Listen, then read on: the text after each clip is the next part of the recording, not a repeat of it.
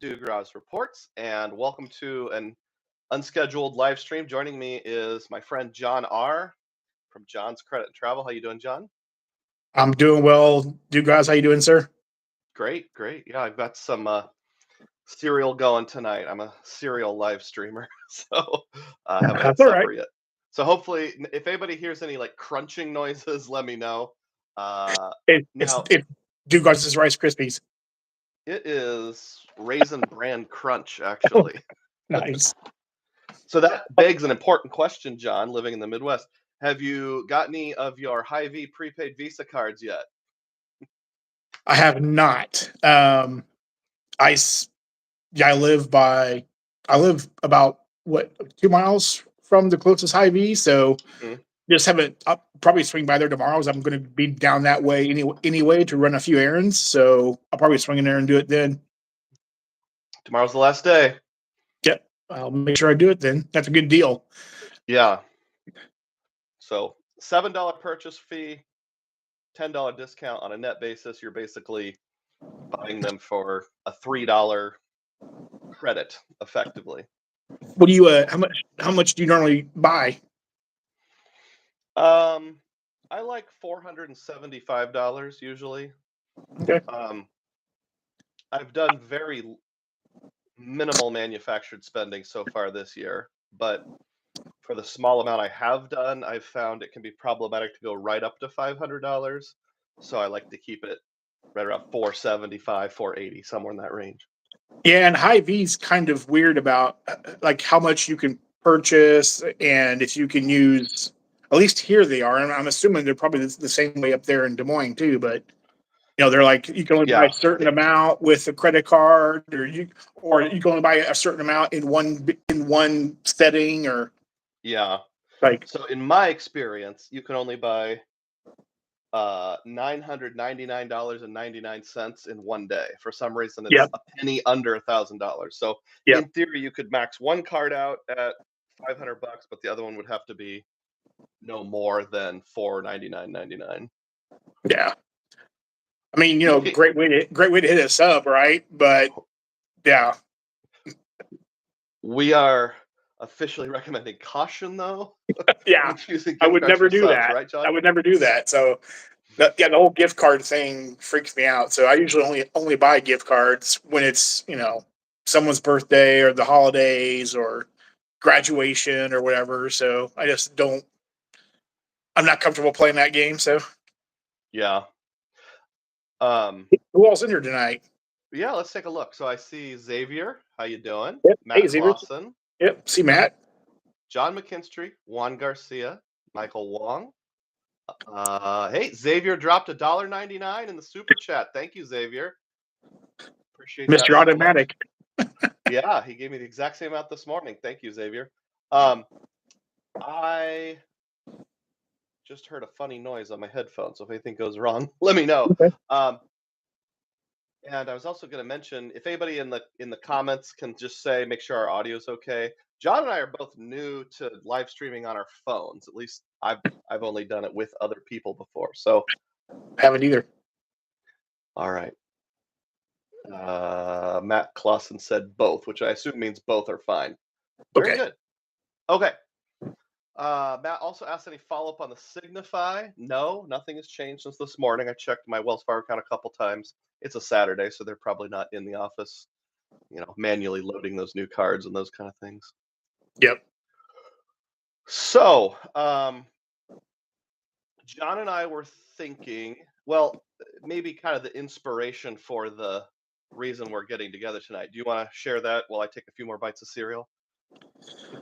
Sure, yeah. Well, so DUGROZ and I have been talking since, about, I'm going to say late April, early May, talking about doing, meeting up together. And, because Kansas City and Des Moines are only about a 3-hour drive apart. It's only about 180 miles away. So it's an easy drive. And we're just looking at calendars and trying to figure things out. And then, DUGROZ with his family and all those obligations that come with it and vacations and all that. Like his summer was just so crazy busy, and we had a couple of windows of opportunity that were sort of there for a minute, and then they disappeared. And so DUGROZ hit me up earlier this week and said, "Hey, I'm stupidly busy and I can't get to here like I want to, but how about we do this?" And I said, "Sure, why not?" So here we are. We're virtually together. Mm-hmm. And thanks for doing that. I appreciate it, John. Yeah, man, Yeah, this is cool. it was like, send me the dates you're available, and I had like 2. Yeah, you're like, and then those And evaporated, so it's like, oh, yeah, okay, and those just didn't work out for whatever reason. yep, things Like, I'm are, sorry. Like, my kids have their yeah. birthday this weekend. They're going to camp next week. Like, It's like we had it's like family vacation. your dad with 2 kids. You just had a fantastic, awesome vacation that you were gone for. We Got a did, wife. yeah. You got now. You're probably getting ready for back to school already. So It's getting there, yeah. You it's get to like, about when you're married to a teacher, you get to about August 10th, and it's like, well, summer's over now. Because, yep, in-service meetings will start any day now.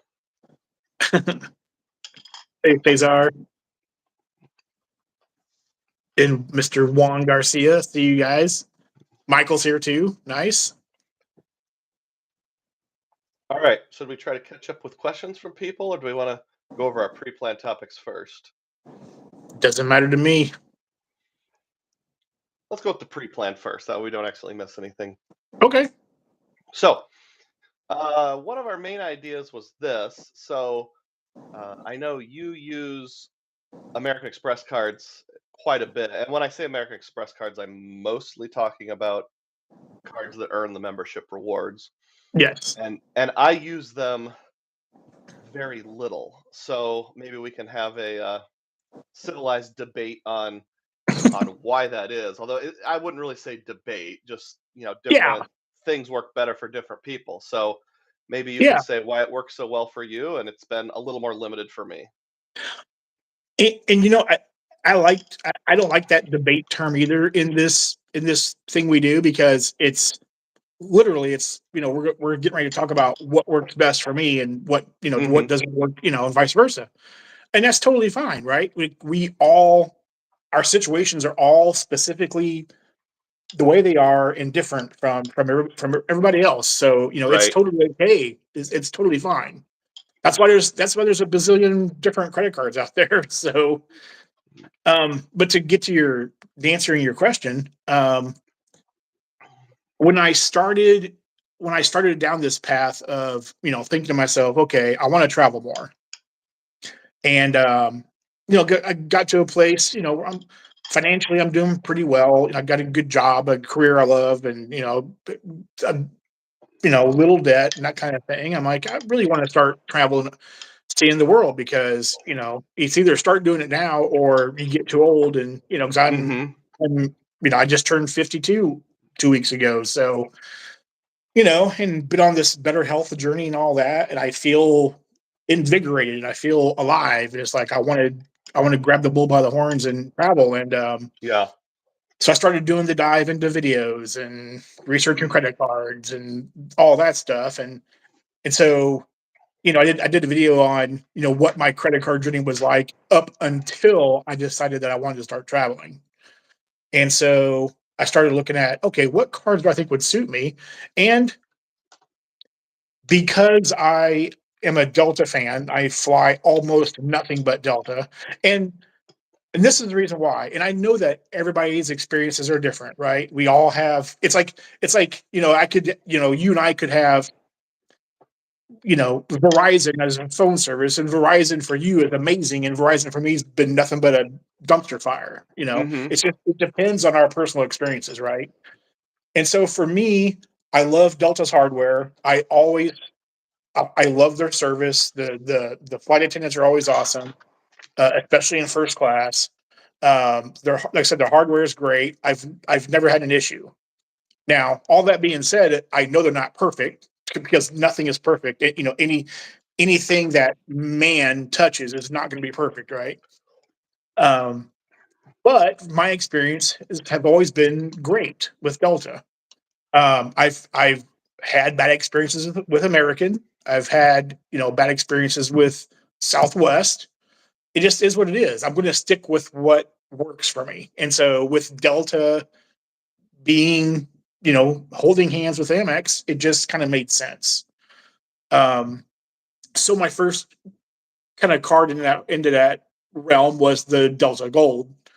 And then after that, like I said, where I purchased most of my groceries is at Walmart neighborhood markets, which there are a handful here in the city, in Kansas City. And,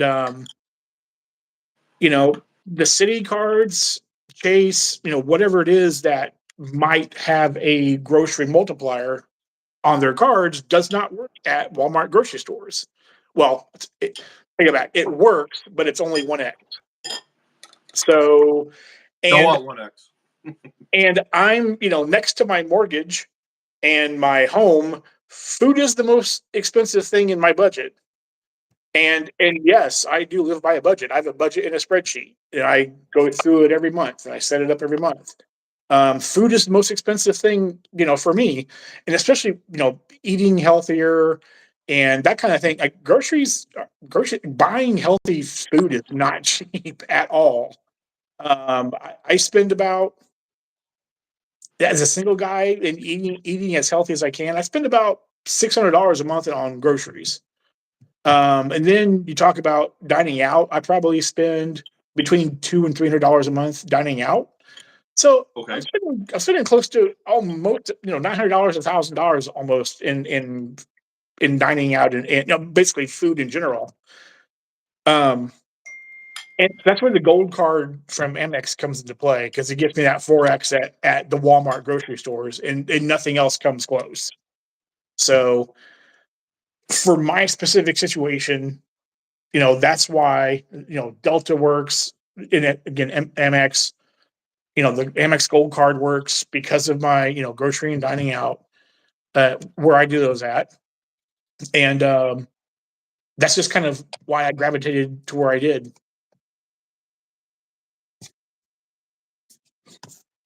And while you were talking, my headphones died. So can you still hear me okay? Yep, you're just fine. Okay, just wanted to make sure. Those are all great points. Let me catch up on the comments just a little bit here. Yep, sure. Otherwise, I'm afraid we'll get so far behind we'll never catch up. Speaking of Amex cards, not an MR earning card, but Super Yugi 1 says, Hilton Surpass or Wells Fargo Attune? What should I get? Xavier thinks it should be the Surpass. It's giving a free night certificate. What do you think, John? What was the question again? I'm sorry. Hilton Surpass or Wells Fargo Attune? If you could only get one sign up right now, which one would you go for? Surpass. Hilton Surpass. If you think you're going to do any Hilton stays, like even a couple of Hampton Inns in the next year, I would definitely agree. I think the Attune is worth exploring. Matt Clausen just notified me that he got 4X on Amazon, and that's 4X transferable within the limited Wells Fargo portfolio. So there's definitely promise there, but it's going to take a lot of 4X to overcome what you would get with that Hilton sign-up bonus plus free night certificate. Let's see.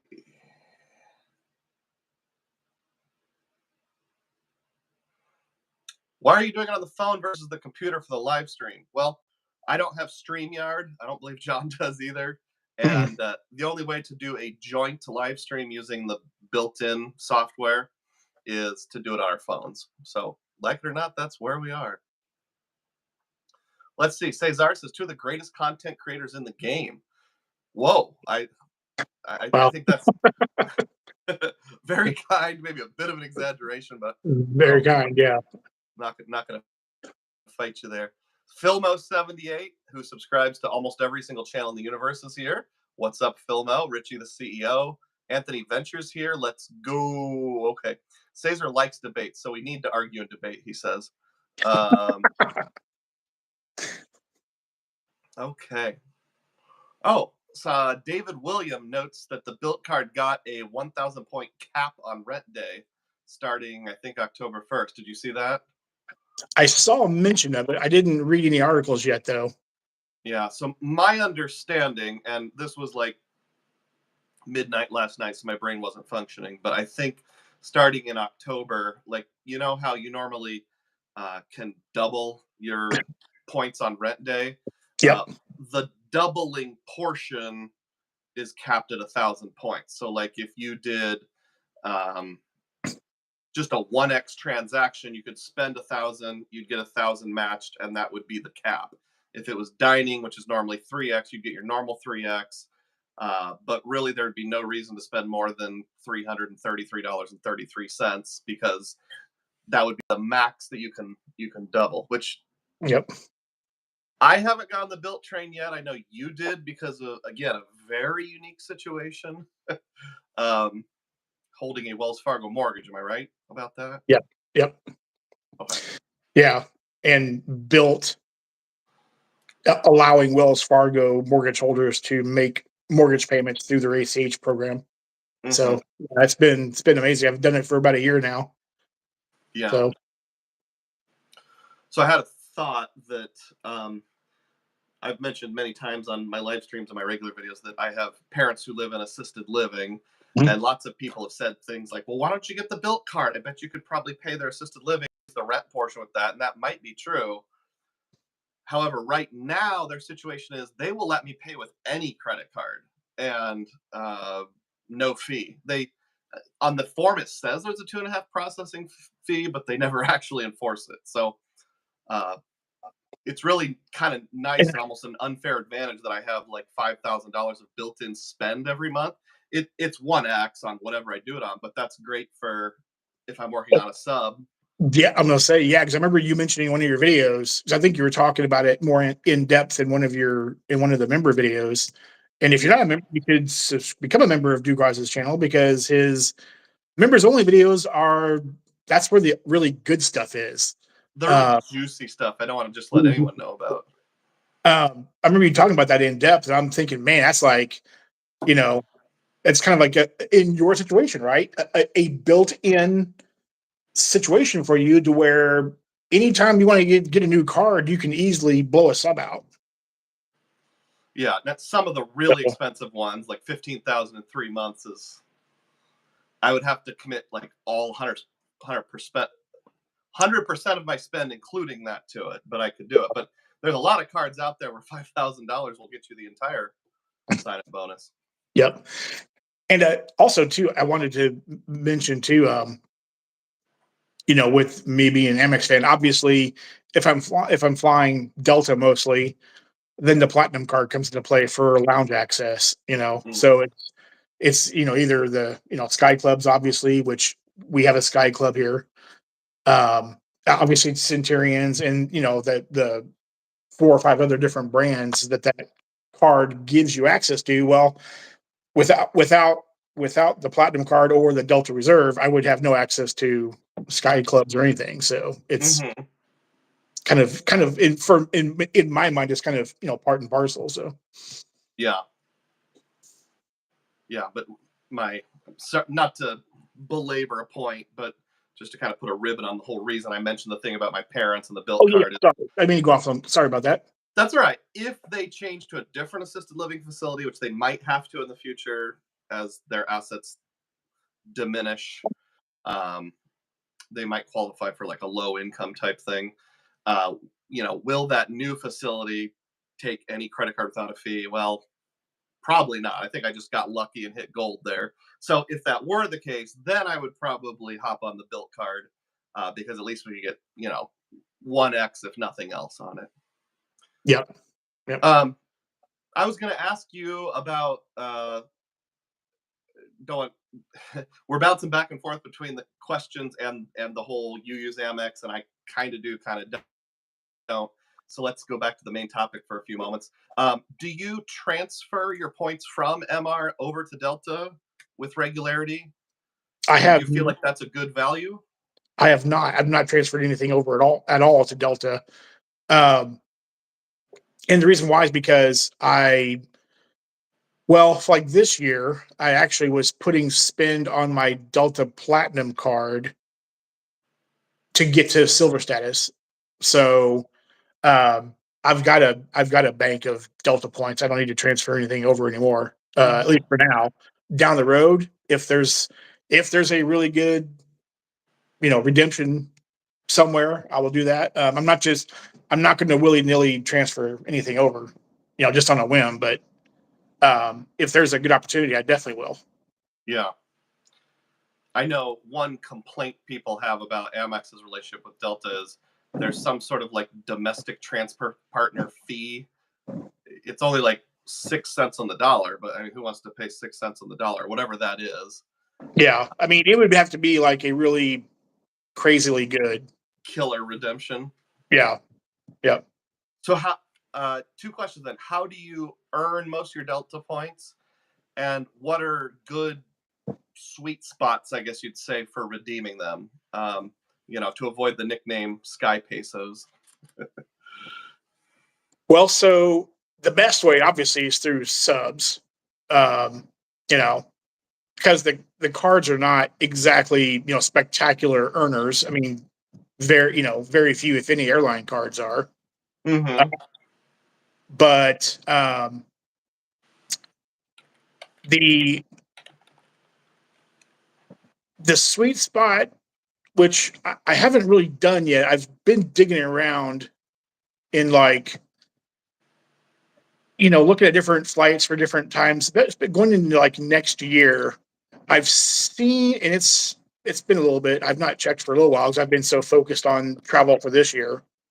I have seen some first class point redemptions hitting in like the 3.5, 3.7 cents per point range.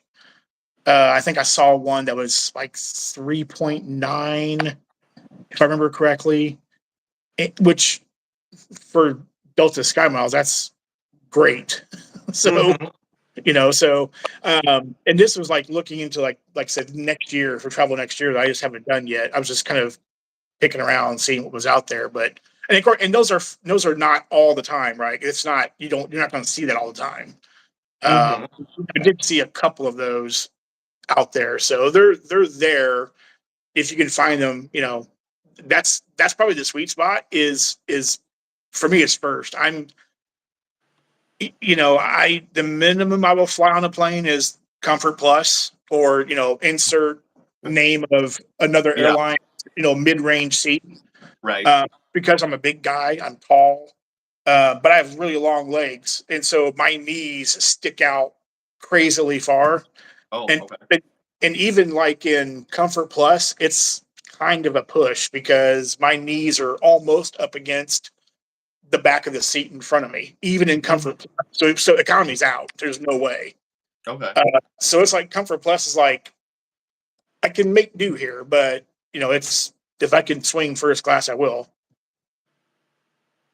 Or sometimes you get lucky and you find a flight with emergency exit rows that are open. Okay. So, will you pay extra to choose your seat then? yes, always. I always like picking my seat. Okay. I know, like if you're doing Comfort Plus, that usually comes with it. But if you're doing just main cabin, they'll be like, the blue seats are free, the orange seats are extra, so that kind of thing. It kind of depends on a flight too. It kind of depends too on, and I'm sure this is the same way with every airline, but it kind of depends on the pricing structure they have for that flight. Because every flight's got a different pricing structure. Right. And it kind of depends on the seat, and because sometimes the upgrade is, I upgraded from, this was in like, it's been a few years ago, but I was flying Delta for work. I was coming back to Kansas City from Minneapolis, and I got an offer to upgrade from, because I was flying for work, so I was flying economy, so that was sucky. But I got an offer to upgrade from main cabin to first class for like $42.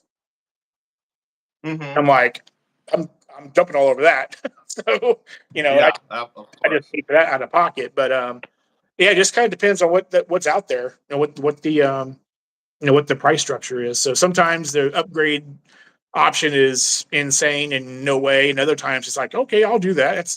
That's cheap. Yeah.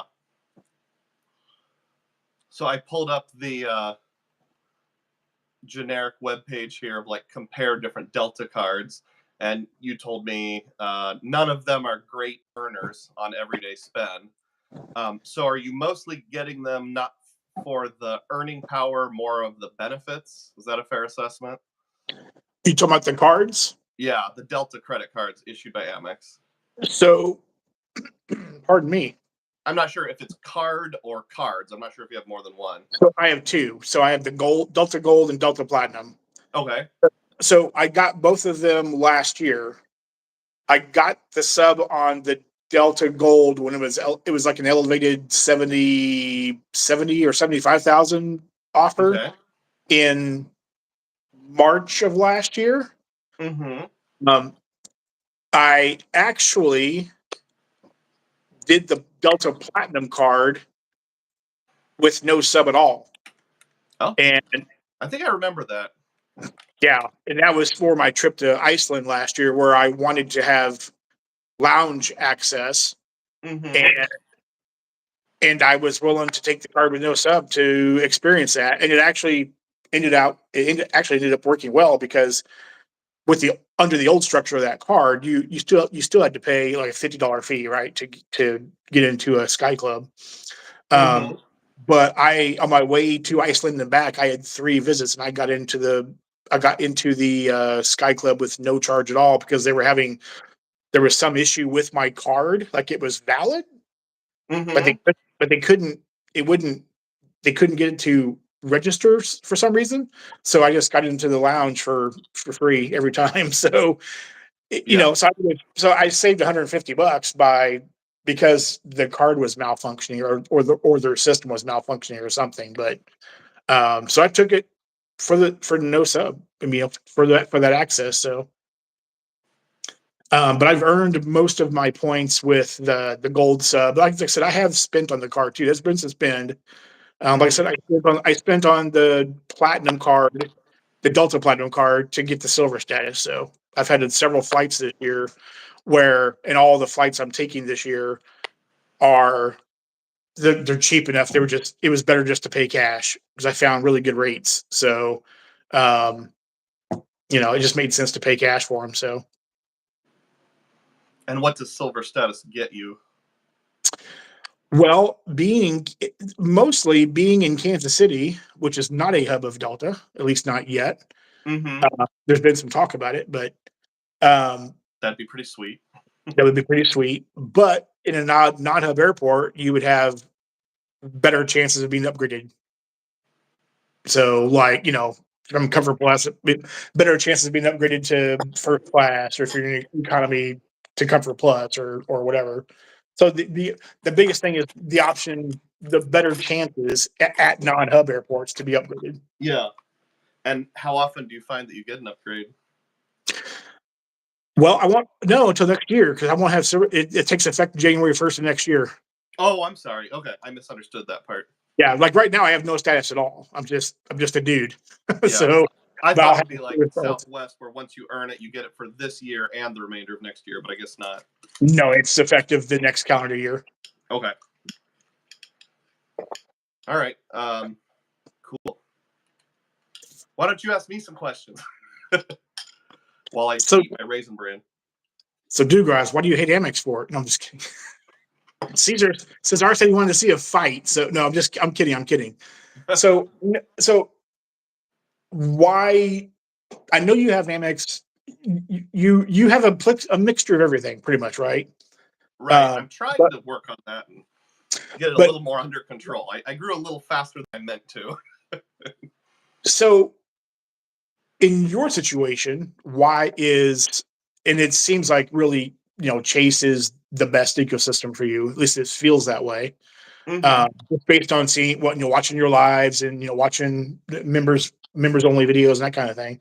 Like it really seems like Chase and even City, although City might be changing out, but like it seems like the Chase and even like Aeroplane. Like, why does that ecos?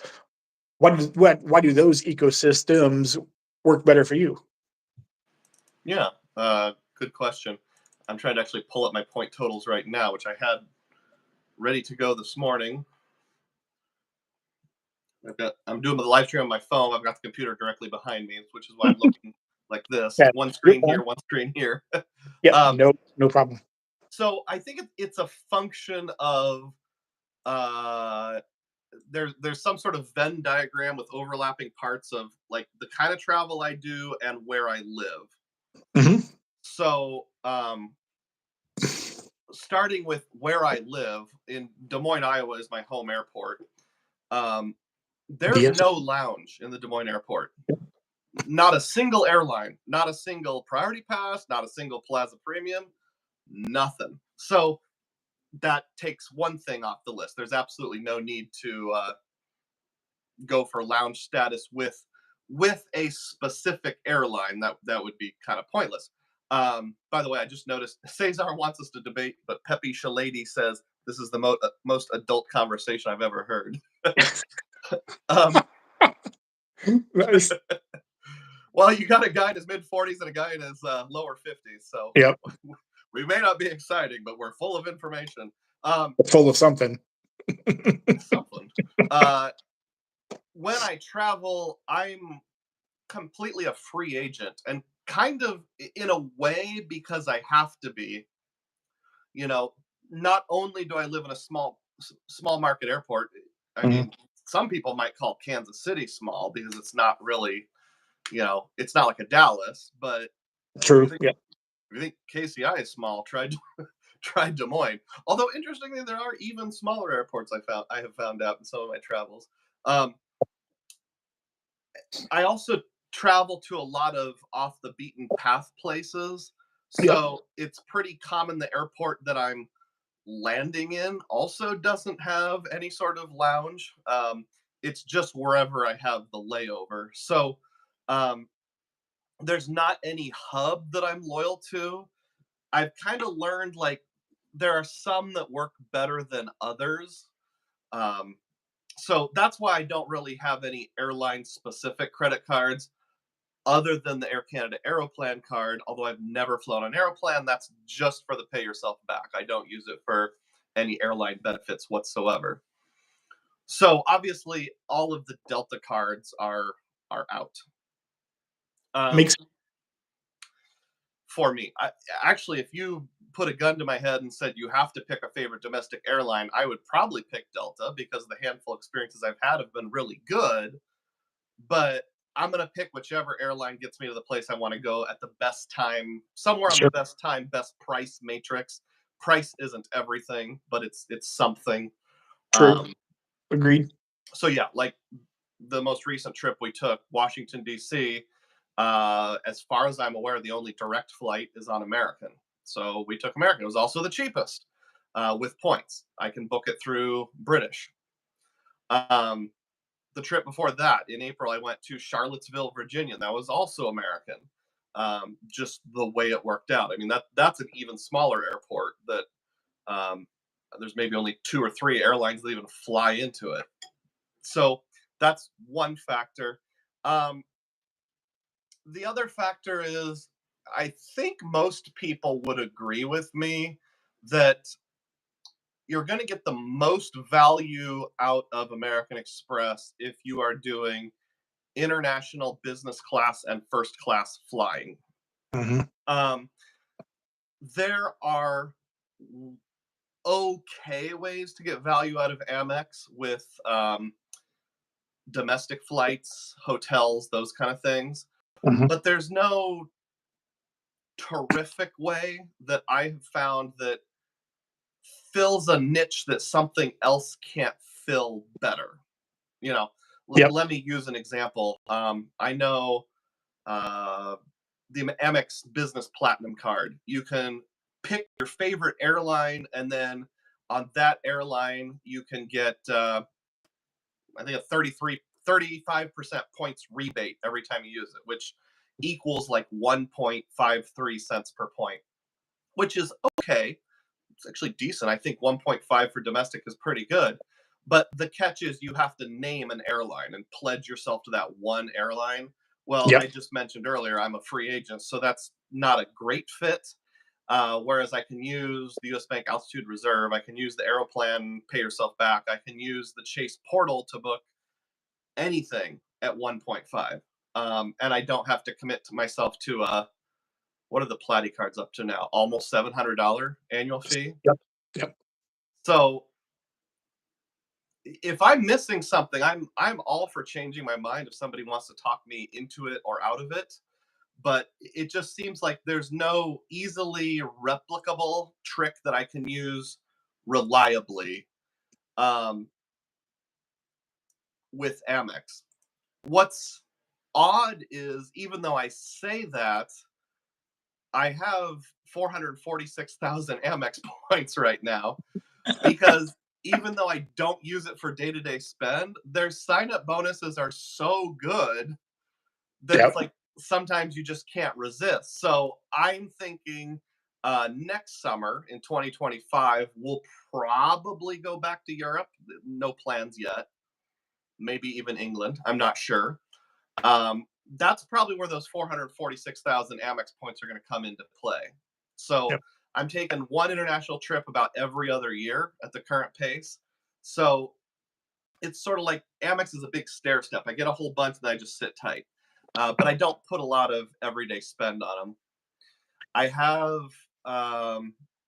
right now the business gold, and that was just for the sign-up bonus. So I'm going to dump that after year one, unless they throw a retention offer at me that's too good to pass up. My wife and I both have a Blue Business Plus, the 2X Everywhere card, but those are really just placeholders to prevent us from losing our points. And then I have the American Express Blue Cash Preferred. It started as the Blue Cash every day. I upgraded to the Preferred because I got an upgrade offer. That's one of my kind of do no harm cards. There's no annual fee. There's no harm in it. Might as well keep it. And then the Hilton Surpass card. So the Hilton is the one thing that kind of hooks me into Amex, and I kind of go, well, there could be some good value for me there, because I kind of like Hilton's the best. And it's a way you can get pretty good domestic value. Maybe not the best in the whole world, but pretty good. I could also just earn Hilton points either on the card itself. I could earn Hilton points through sign-up bonuses, referrals, just straight up buying the points. There is a cap on how many Hilton points you can buy every year. I don't remember exactly. I think it's around 250,000, something like that, 200,000. But you know who has a Hilton account?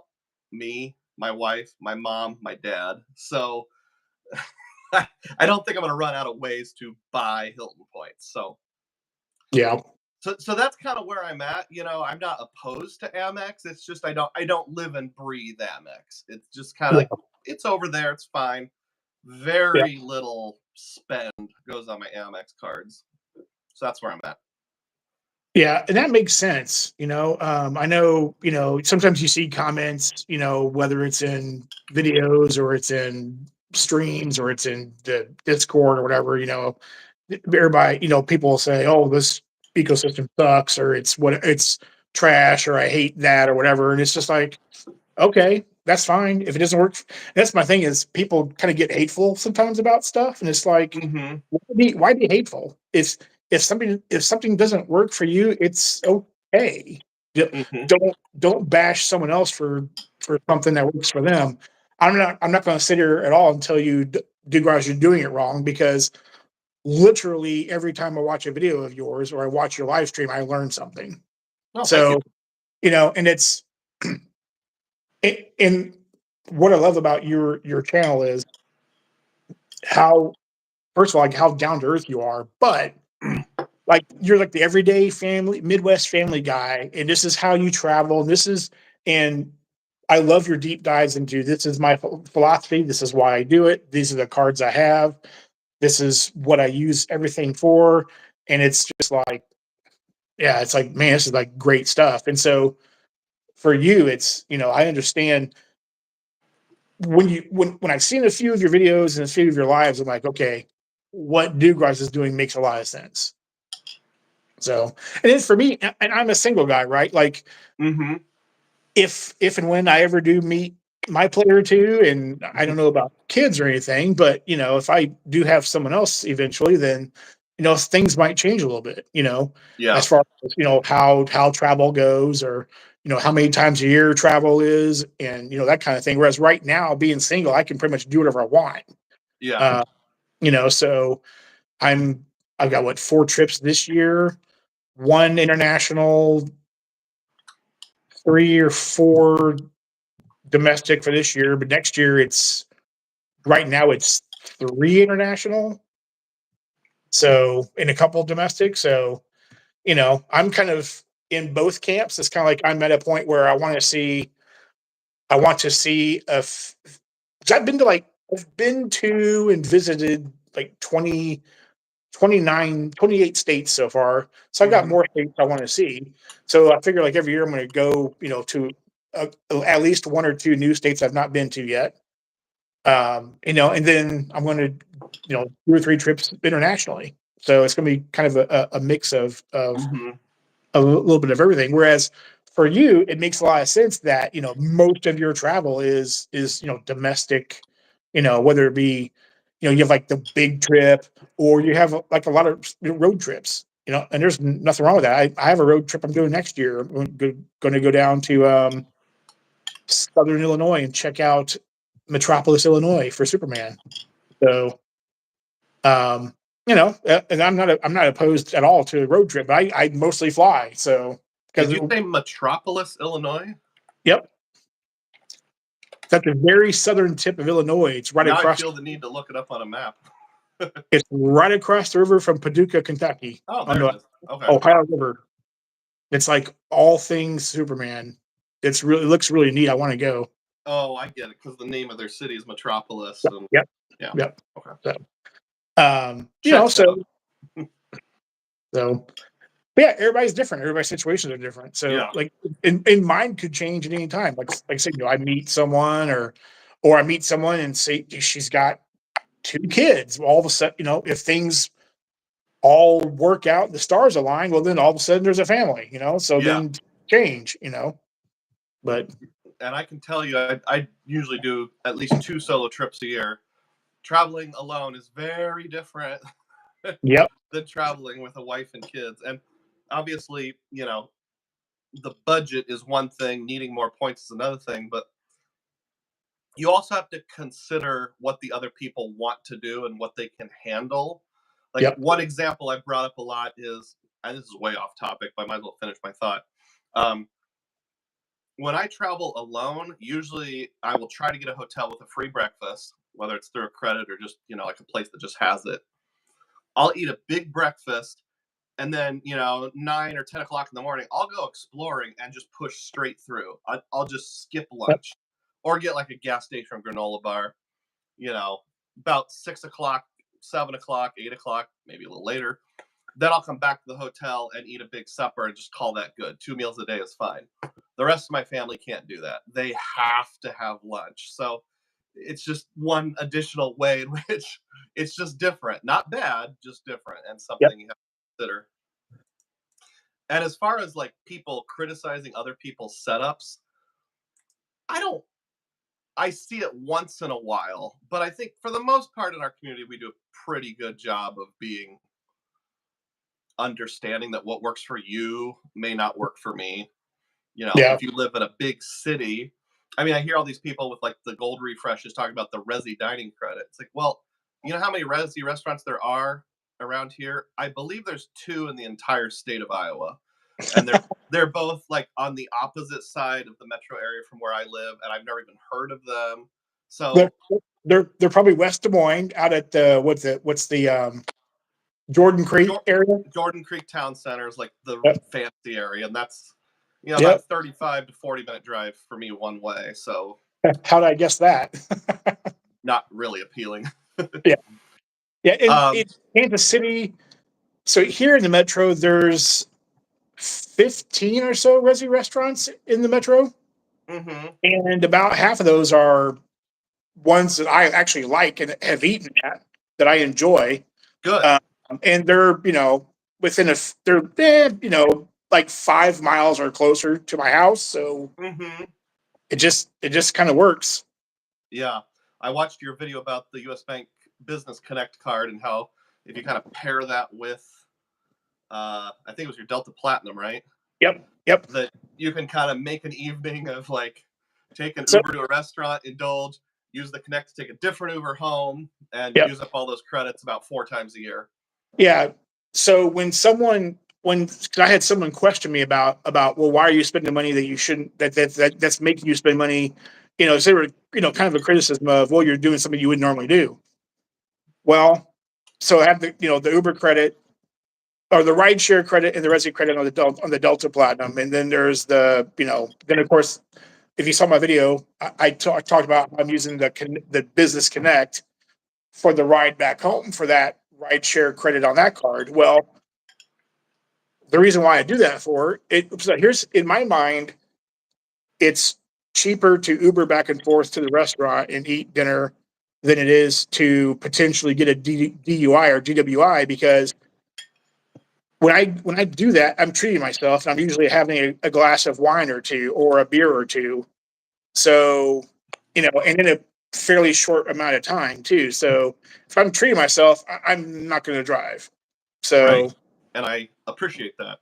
So spending, whatever it is, $75, treating myself with wine and, whatever, once a month, instead of possibly hurting someone or spending thousands and thousands of dollars on stupidity, then right. No. So good stuff. Let's catch up with the comments here. So Sam K, my friend from the United Kingdom, was on board, but a few minutes ago he said, I got to go to bed because it was like 1 o'clock in the morning there. I can get that. In the UK, yeah, in the UK.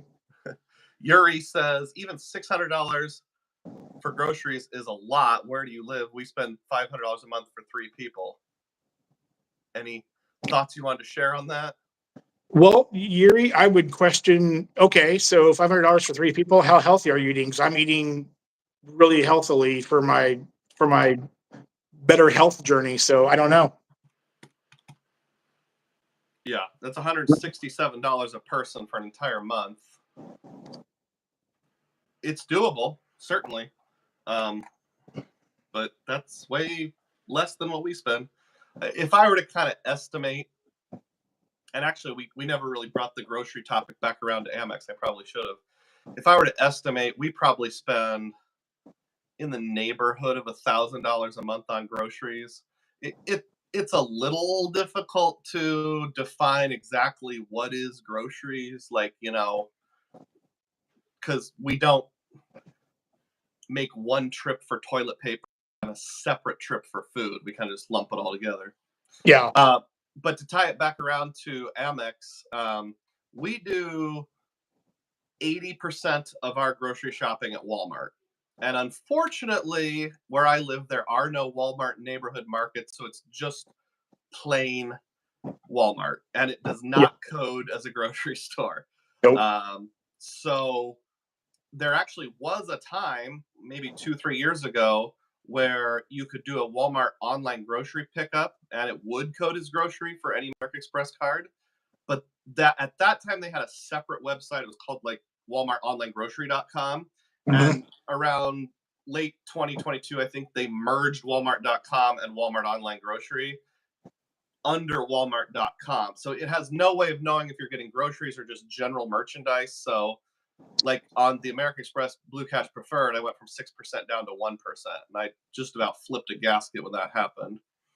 There's not a great way to get value at Walmart right now. First of all, Walmart doesn't take tap to pay, at least the ones where we live. So I can't use my altitude reserve. Not here either. And it doesn't code as like anything important. It's like, discount stores or something.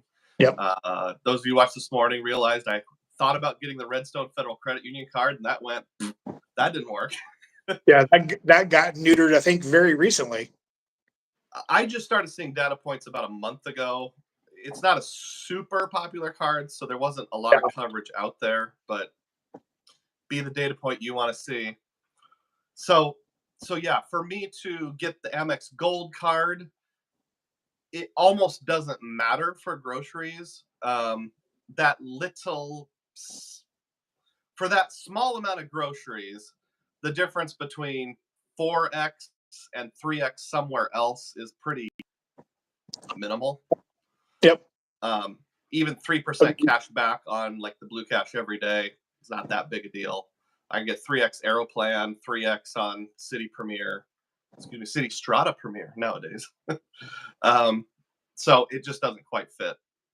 Yeah, that makes sense. I mean, especially too, I think it also goes into where you are with Amex in your overall plan too, right? So I mean, if you were heavy American Express and you were utilizing more cards and whatnot, and you had plans for MR points, it would make more sense. But where you're at, it makes total sense to not have it. Yeah. Another thing is, I think Amex is an acceptable late game strategy because it seems like they'll still approve you even if you have a lot of credit cards from other issuers. So, like, I've never had any of the color-coded personal cards. I've never had the green, never had the gold, never had the platinum. On the personal level, now on the business side, I've had all three.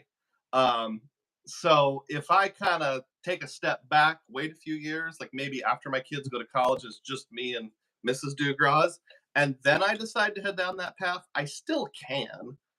I don't Yeah, think the Amex Platinum's going away anytime soon. highly doubt it. No. And we tend to think things like, oh my word, there's an elevated sign-up bonus. I have to get it now. Well, with very few exceptions, those sign-up bonuses usually come around again. I know everyone's going to say, well, the CSR used to be 100,000 points. Okay, I said there are some exceptions, just not many. Like the City Premier or Strata Premier, whichever name you go with, it's been 80K a few different times. I bet if you wait long enough, it'll come back at some point. Anthony Venture asks a very important question. I know now's not the time, but what are your favorite cereal brands? Mine was Frosted Flakes for a while in the past. Cocoa Pebbles also comes to mind. So since we're talking about eating healthy, this is going to sound weird. I guess if I was going to be completely not caring and unhealthy cereal, I would say probably oh, I'm forgetting it now. I keep wanting to say Captain Crunch, but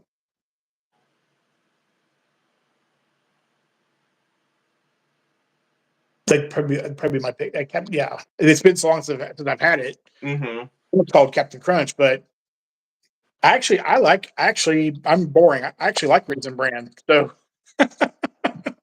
that's probably weird, but I actually like a bowl of Raisin Bran. That's all right. Yeah, I very rarely eat cereal. I know it's weird that I'm eating it right now. It's because my wife and kids are out doing an activity. So Sometimes I didn't have the gumption to make myself a meal, so I just grabbed a bowl of cereal. If I didn't care at all, I would probably. There was a time where I thought Cinnamon Toast Crunch was the greatest thing on earth, and then there was a phase where Cocoa Pebbles was the greatest thing on earth too. When I grew up, my family didn't like to buy name brands. We liked generic, and there was a generic of Lucky Charms called Marshmallow Mateys. So yeah, sometimes we ate Marshmallow Mateys. I think that was either the Hy-Vee or the Walmart brand, one of the two. Yeah, I grew up in a town in central Missouri, and I mean we were basically poverty level when I was a kid. So sometimes there was government cheese and that kind of thing, and Mm-hmm. yeah, the off brand cereals, yeah, the Marshmallow Mateys or what I forget that because my stepmom would normally shop at like Aldi or someplace like that, because the other, I guess the other stores, were more expensive, so Yeah. I'm very, very familiar with all the off brands. Instead of Dr. Pepper, you get Dr. Thunder. Yep.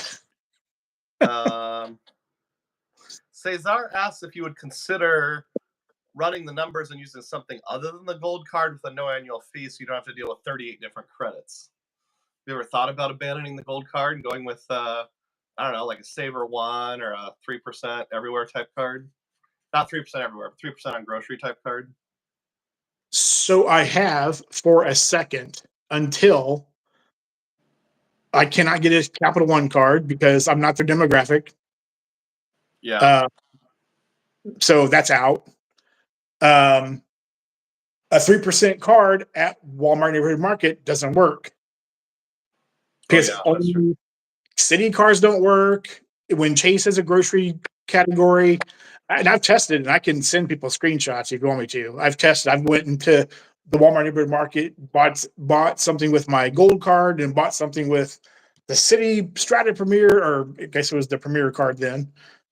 That with that card, with the custom cash card, and I think at that time Chase had an elevated grocery category, and only the Amex card gave me 4x. So I could use a city card, either the custom cash or the City Premier. If I stopped shopping at Walmart Neighborhood Markets. And why would I do that? Because Walmart Neighborhood Markets are about 10 to 18% cheaper on almost all their groceries compared to like a Hy-Vee. I love Hy-Vee. Hy-Vee's awesome. Hy-Vee's quality is really good here in Kansas City. I don't want to pay 20% more for my groceries. So why? Exactly, I could get 5%.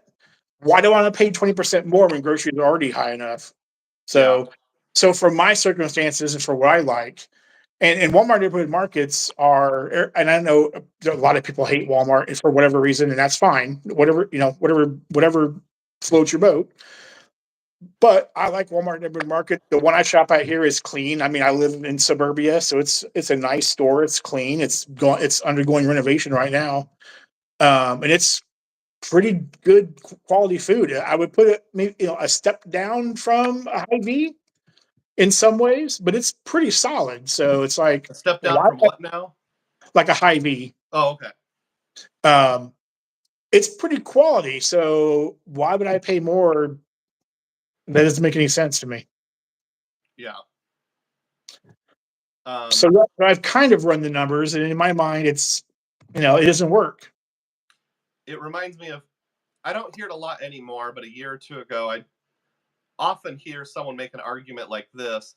Well, why don't you just get the Target Red Card and do all your grocery shopping at Target? Because you get 5% back on everything. And it's like, have you compared the Target grocery prices to other, like Aldi or Walmart? Because compare that to a 2X Everywhere card, that 3% extra you get is going to be really offset by the high prices there. Yep. Xavier says the great Midwest debate. They have golden Raisin Bran now. It's fire, says Pepe Shalady. That sounds a bit like the gold versus rose gold debate. Raisin Bran or golden Raisin Bran? Yeah. Maybe, Anthony, you should get some T-shirts going with different cereals. Kellogg needs to release a credit card. Old Coke or New Coke? RemGB says, I like the DUGROZ diehard members only videos. Yeah, like I said, if anyone here is not subscribed, you should seriously consider, because DUGROZ drops gems in the members only videos. I was actually recording one today while driving to Hy-Vee. That's pretty meta. RemGB is here and says, I think you should try. Sorry, the text keeps moving on me. I think you should try to stay under 524 and take the ink train with the level of spend that you have, and you can rotate ink cards across P1 and P2 and your YouTube business. I actually have never opened a LLC or a separate EIN card. I've done all my business cards as sole props so far, but I should probably look into that.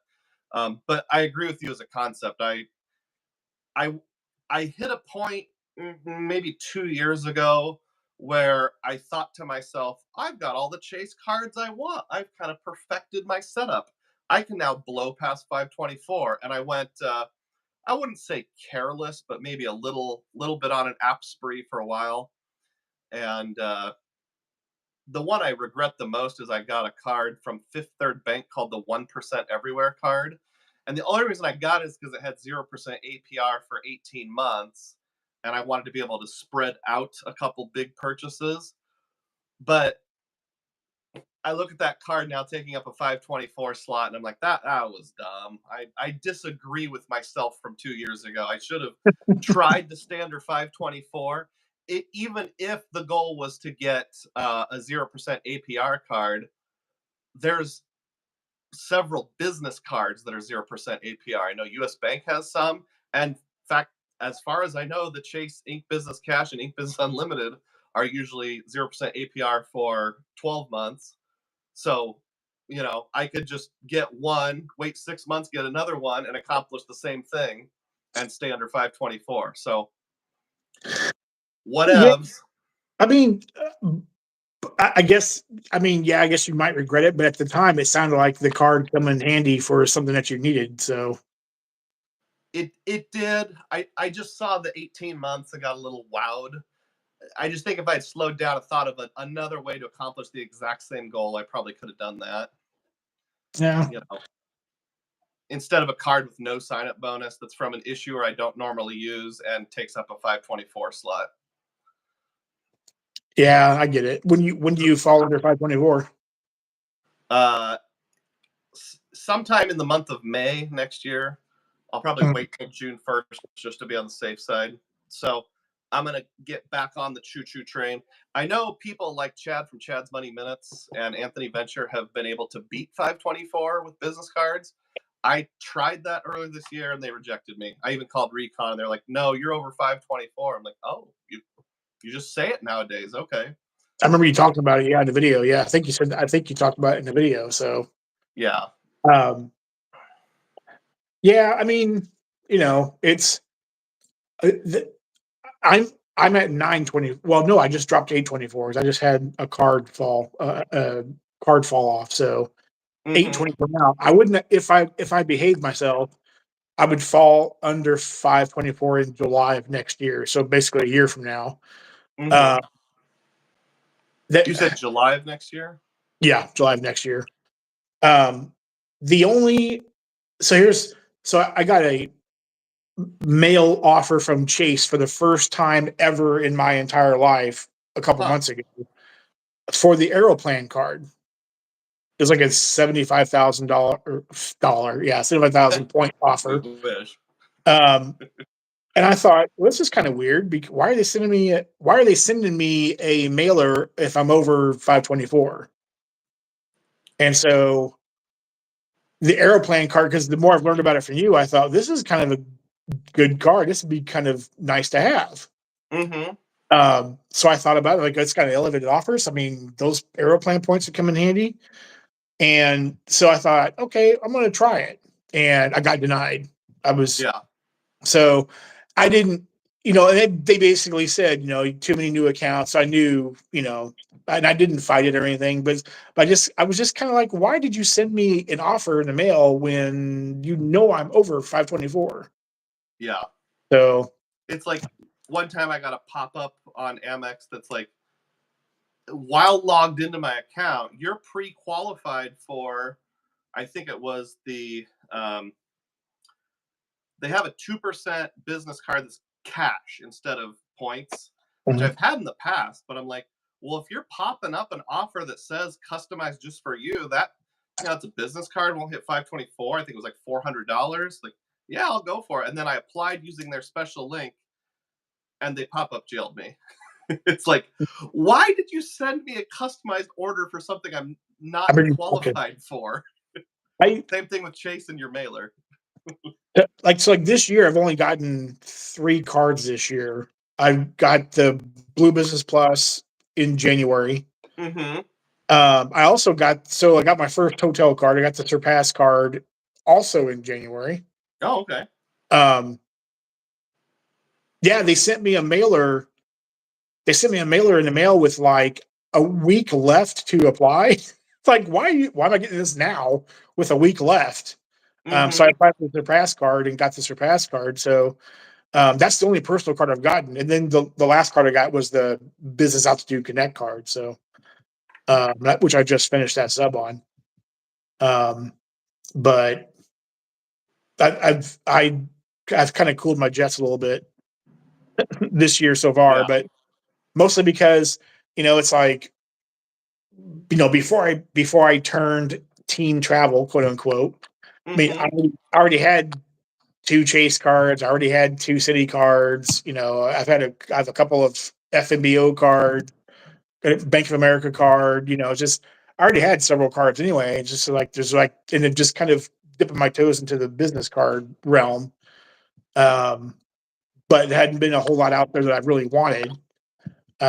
So, but I'm not sure what the next car is going to be, but we'll see. I I think you were going to ask or talk about hotels. Yes. Super generic question, but let's go for it anyway. What's your favorite hotel chain and why?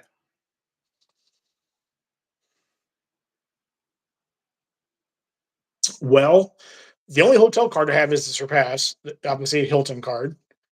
Uh, in my lifetime, I have stayed at Hilton's and Choice properties the most.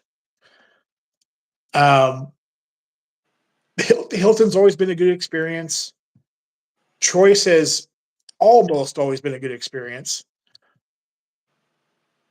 But I tell you what, and I've had a couple of my last couple of stays have been at Hilton hotels.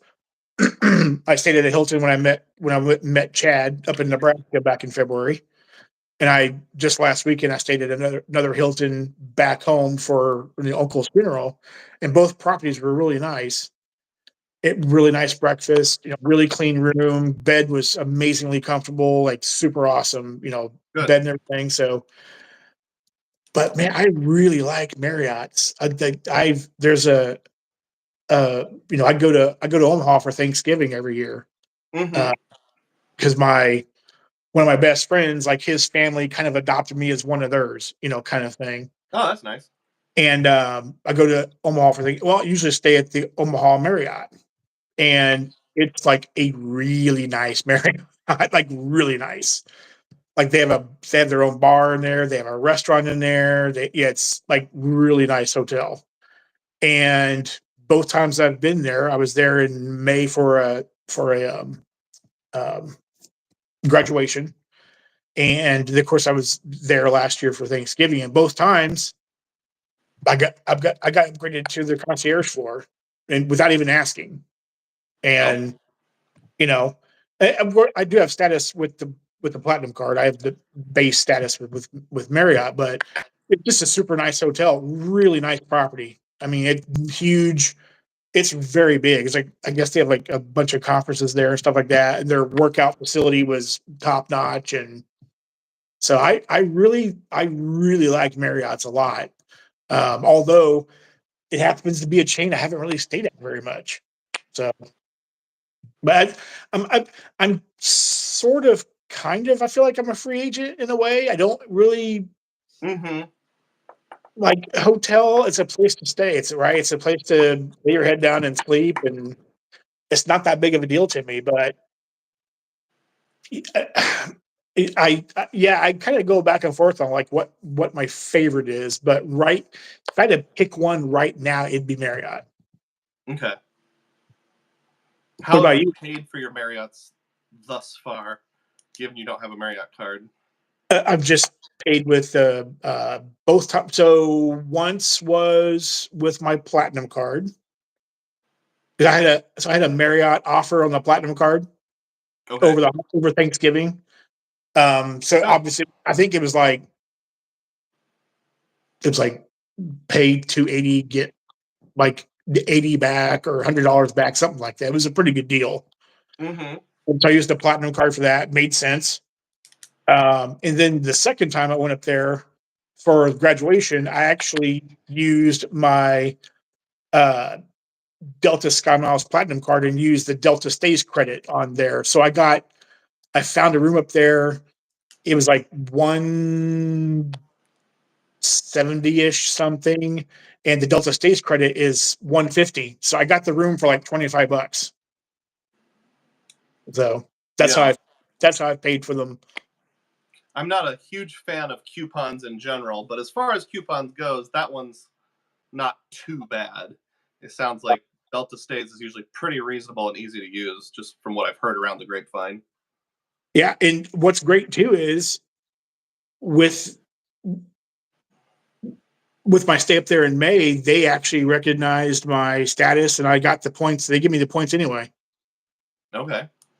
So, which they didn't have to do, so, but I got them anyway. So I thought that was super nice, super cool. So, and and I know people, some people don't like credits. People just want to use a card and be done with it, which I totally get. Some people just don't want to think about anything. And I get that.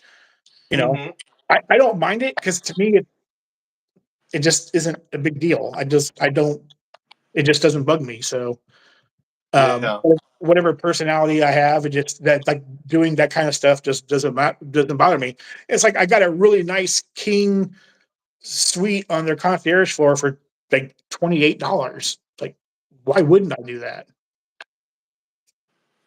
Yeah. I just noticed that K1D Cat dropped a super chat also for $1.99. Thank you so much, K1D Cat. I appreciate that. And it says here this is their 10th super chat on a live stream. I don't even know that we've met before. Glad to meet you. Thank you. I appreciate that. Yep, I just realized also, because I was scrolling to find the super thanks, and we are way behind on comments, so maybe a little catch up here. I noticed way back here, mi hermano, Cesar Joel said something like, I got a wife just so that I could stay under 524 more easily, which that's very romantic.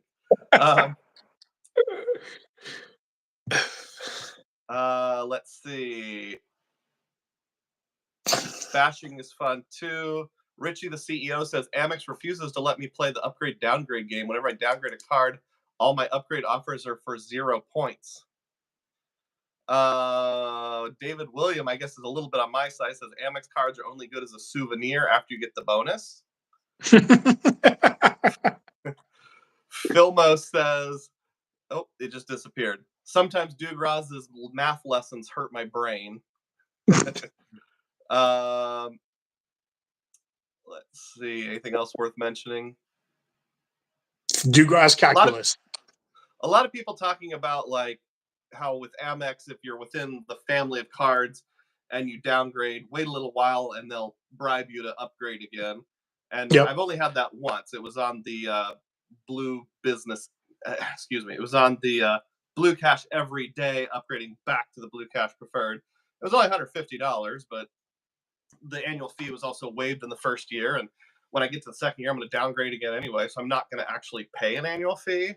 And, getting 6% cash back for no annual fee for a year at grocery stores, that's not so bad.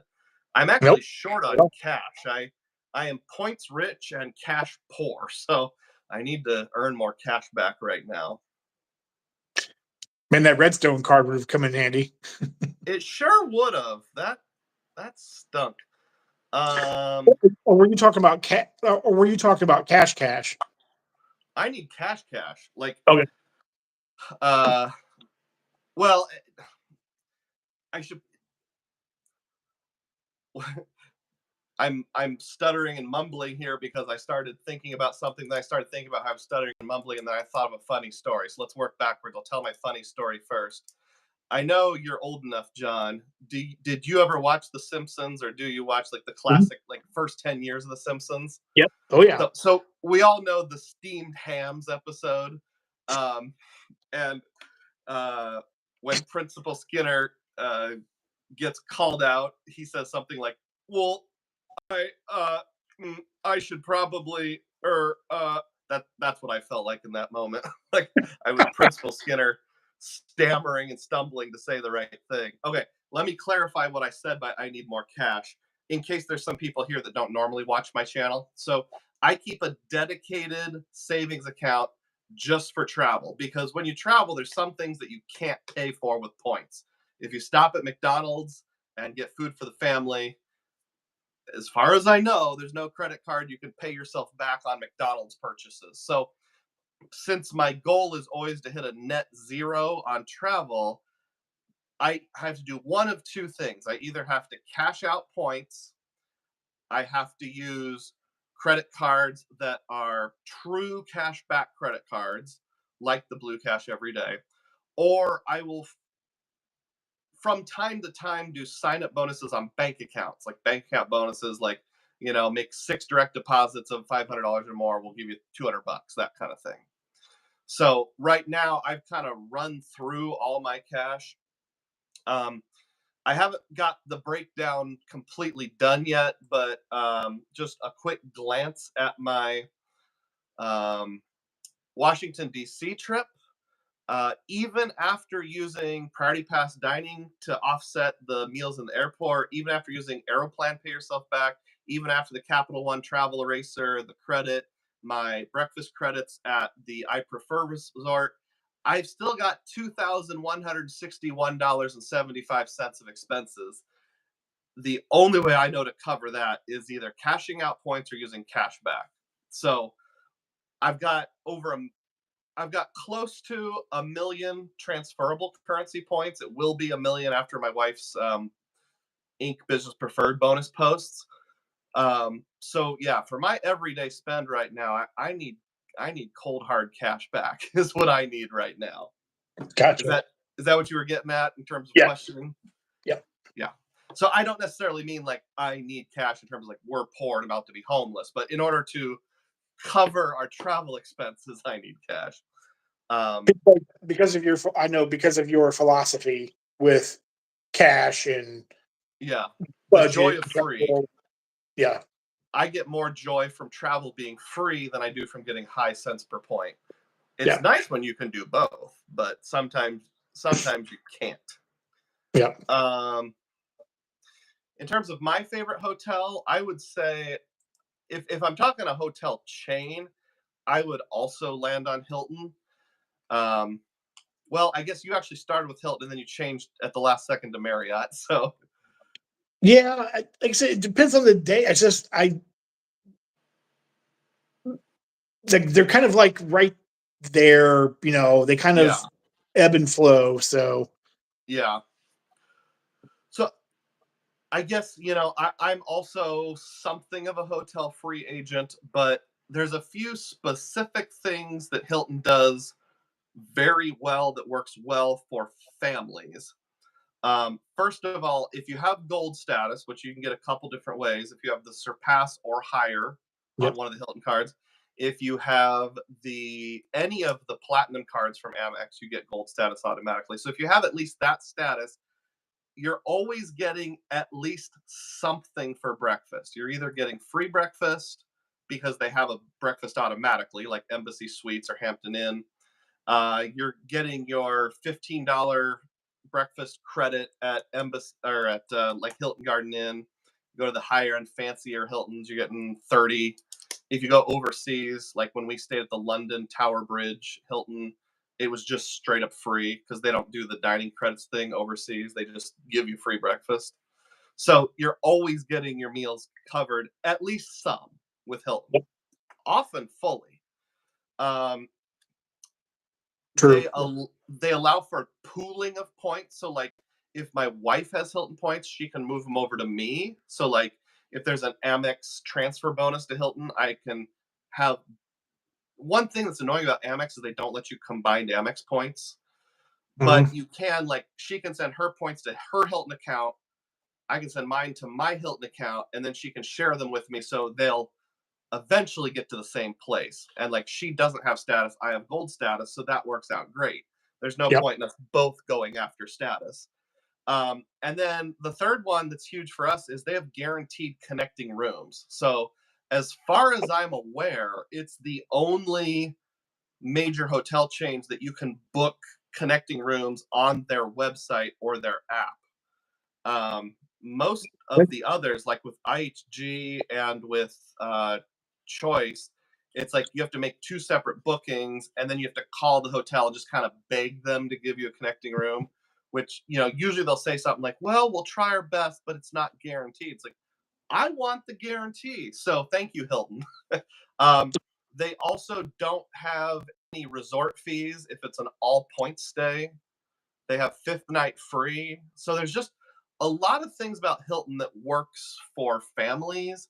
And one of the criticisms of the Hilton is, their points aren't worth that much. Well, that's true, but you know, 2 Hilton points is probably worth about as much as 1 point somewhere else, and they earn twice as much. So if I use my Hilton Surpass at Hy-Vee, I earn 6x on groceries, where if I use my City Premier, I earn 3x. Well, those are not exactly equal, but roughly equal. If you're valuing your Hilton points at half a cent each, the buy-in, usually I can redeem them for at least 7/10 of a cent per point. So I'm getting a better redemption than what I'm buying them at. And it almost makes sense to me that they're worth a little bit less because you get so much extra. Like, when we stayed at that Intercontinental, which is an IHG hotel, and we had to pay for breakfast every day, it's like, okay, yeah, even if you said the IHG points are worth more, which that's debatable, but let's just say, for the sake of argument, you did, whatever they are losing out on by making their points more valuable, they're more than making up for by charging us $150 for breakfast when we go down there. So, Yeah. I will gladly get a lower cents per point with Hilton to save real cold hard cash in all these other areas. Yep. It makes sense. Having said that, I'm very willing to stay other places. It kind of depends on the travel, where we're going, what we're doing, those kind of things. Yep. So I'm staying in my trip coming up in a few weeks. I'm actually staying at a Cambria for a few nights. So Oh yeah, where are you going? up to Rapid City, South Dakota. South Dakota? Yep. Okay. Because I was gonna be gone this past week, but week before, but then uncle funeral and that kind of thing. So that kind of blew that trip out of the water. But Yeah, sorry that but I was came able up. to but I was able to easily rebook everything, so it's not a big deal. But so yeah, I'm going, a couple weeks now. So Are you going to meet someone, or is this just a solo trip for your own joy? yeah, I've always wanted to see Mount Rushmore and Badlands National Park and Douglas Tower in Wyoming, and so yeah, I'm Yeah. just going on my own. And is that a road trip? No, I'm flying. Oh, okay. That's it. I thought about driving, but man, 10 hours in one day is rough. Yeah. Um, That's like I giving up a whole day of enjoyment just to drive on each end. Yep. Yeah, exactly. Yeah, you're looking at 2 days of driving. So I'm flying Delta, obviously, because I can be there in less than 6 hours flying. So And a lot more rested.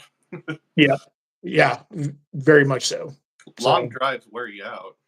they do. Yep. Yeah. Um, So after a while, you get fatigue, and you're just yeah. So I'm flying. Spend a little bit more to fly, but cutting that time in half is valuable to me, so it's worth it. so then, yeah, I assume you're renting a car once you get there. Yep. Yeah, renting a car at the airport there. Yeah, I was what's funny about that story is so my company has an account with Hilton. Oh my goodness, with National, and obviously Enterprise and National are intertwined now. Mm-hmm. Um, but I was looking at booking it. What the difference was by booking it personally and then booking it using my company's account. Mm-hmm. And of course, it's tourist season up there, right? So a rental car for a week up there was over $1,000 for a week. Holy cow! And when I went and logged into my company's portal and our account on the national website, getting a car for a week up there for was it 350, 360, something like that. Oh, that's way better. So yeah, I was like, oh yeah, because my company's got top tier national status. So yeah, the difference, it was like, holy crap, like that's insane. So yeah, I'm getting just a small SUV for the week. So That's actually really good because, like, uh, when we were in Washington D.C., the last 3 days we got a rental car, and 3 days was $352. So you're basically getting a week for the same amount that I paid for 3 days. And this trip, I mean, I have to have a car because everything is so spread out. Because Mount Rushmore is half an hour outside of Rapid City, and then Devil's Tower is almost a 2-hour drive west into Wyoming. Right. And then then Badlands National Park is 100 miles east, so there's no way around. You can't get around in ride shares. And plus, Rapid City is not exactly a big city either. It's like 60 or 70,000 people. So yeah, I was there once, probably when I was like a adolescent or a teenager or something like that with my family. Yeah, I enjoy rental cars for that kind of thing. The thing where there's really no other way to get there. Seeing some obscure waterfall or monument or rocky formation or mountain or something. Anthony Venture said, I would like to be a moderator for such debates. So maybe we can have a debate in the future where we each take different sides and really go at it.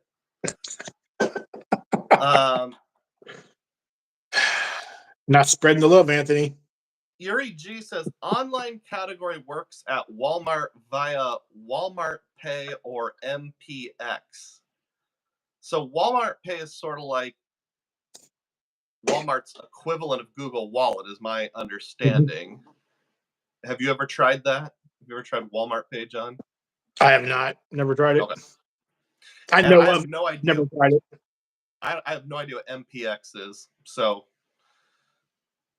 maybe there's some room out there for experimentation. Now that I have a MacBook, maybe we can do our Walmart orders online and figure out some way to link it up to Walmart Pay and the Altitude Reserve and get 3x on those. I don't know.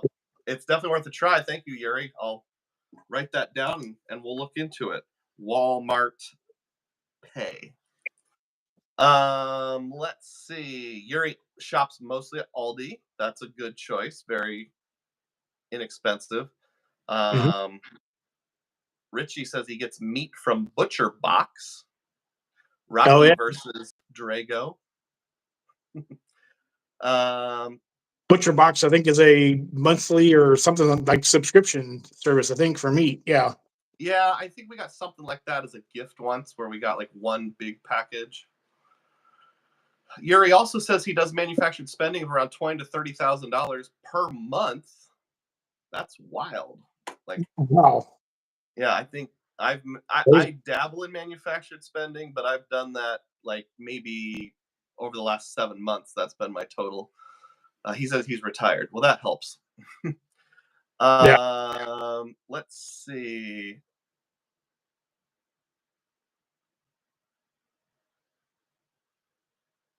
I'm not sure how far down we are. All right, I got past the $1.99 super chat. Oh, there's another one somewhere. Got to scroll down more.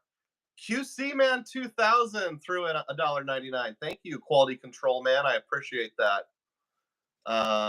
Let's see. KD Cat said, I didn't know there was a live. I was just scrolling while getting my son down for bed. Awesome. Thank you to all three of you who've dropped that $2 live stream so far. There's a lot of comments in here about selling clothing and resale businesses and that kind of thing. QC Man says, I need cash. Doug's Walter White origin story. Well, I don't think I'm gonna go that far. Hey, I'm caught up on comments. Yuri G says, yes, IHG points are a bit more than Hilton. Maybe he means a bit more valuable. I need to do a breakdown on that sometime. I've not here a random comment. Oh, I'm sorry. Were you about to say something? I was just going to say I have not really stayed at any IHG properties in a long time. Yeah, I got real high on IHG for a while, and it's not that I dislike them or anything, but like we've almost blown through our sign-up bonuses on that. So I think my wife has like 38,000 points, and I have 8,000, something like that. So under 50,000 IHG points left. The hard thing about IHG points is there's no great way to earn them in large quantities. You can spend on the card, like I think gas stations on IHG business card are 5x. But if you consider the fact you can also buy IHG points at half a cent each, that would be the equivalent of about 2.5% on gas station purchases. Well, right now the Freedom Flex or Freedom have 5x on gas. Even if all I did was cash those out, that would be twice as good as IHG. So I suppose I'm talking myself back into it. I started this comment saying it's hard to earn a lot of points. I suppose you would have to develop a strategy where you kind of use cash back for the purpose of obtaining IHG points. And I don't think there's anything wrong with that, but right now I think there's other ways to rack up points more easily, kind of keep it in-house with the currencies I have. And like I said, I need cash. So if I'm earning cash back, I'm going to be using it for something other than buying IHG points. I have a bit of a philosophy of like, if you have the points, use them. So, like let's say there's an IHG right next to a Hilton, and the IHG is a little bit better cents per point, but I've got 500,000 Hilton points. Just use the Hilton points. You've already got them. You can't cash out Hilton points. Correct. I wrote down here, an early experience affects what we like. And I think you kind of mentioned that. I think, like, if the first time you went to an Airbnb, it was an amazing experience, you're going to be in favor of Airbnbs. If it was a bad experience, you're going to be opposed to Airbnbs. Have you ever experienced anything like that? Like where an early impression of a chain or an airline or something kind of impacted how you view it, whether or not you like it?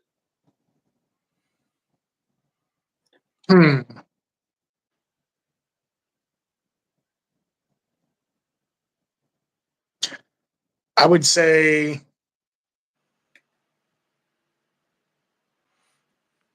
I would have to say probably if I'm thinking earlier in my life, I would say probably like flying Southwest and how they do stuff. Like I just don't. I know I saw that it's changing. I saw they're actually looking at changing everything they do, basically to match everybody else. Yeah. Which okay, that's cool and fine, but but just that whole cattle call thing, I just no, that's not for me. But if I had to think of something more recent, it'd be like American Airlines. And the two times I've flown them recently, and by recently I mean pretty much before I was into like traveling. I was traveling for work, and both times I flew them instead of Delta, the experiences were crappy. Okay. So it's it's like, oh, I not, if I can avoid American, I will avoid American. So it's kind of, it's,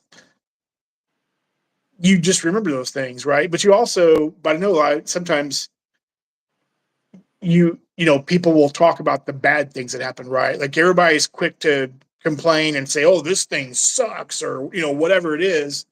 But it's also easy to remember the great experiences that you have too.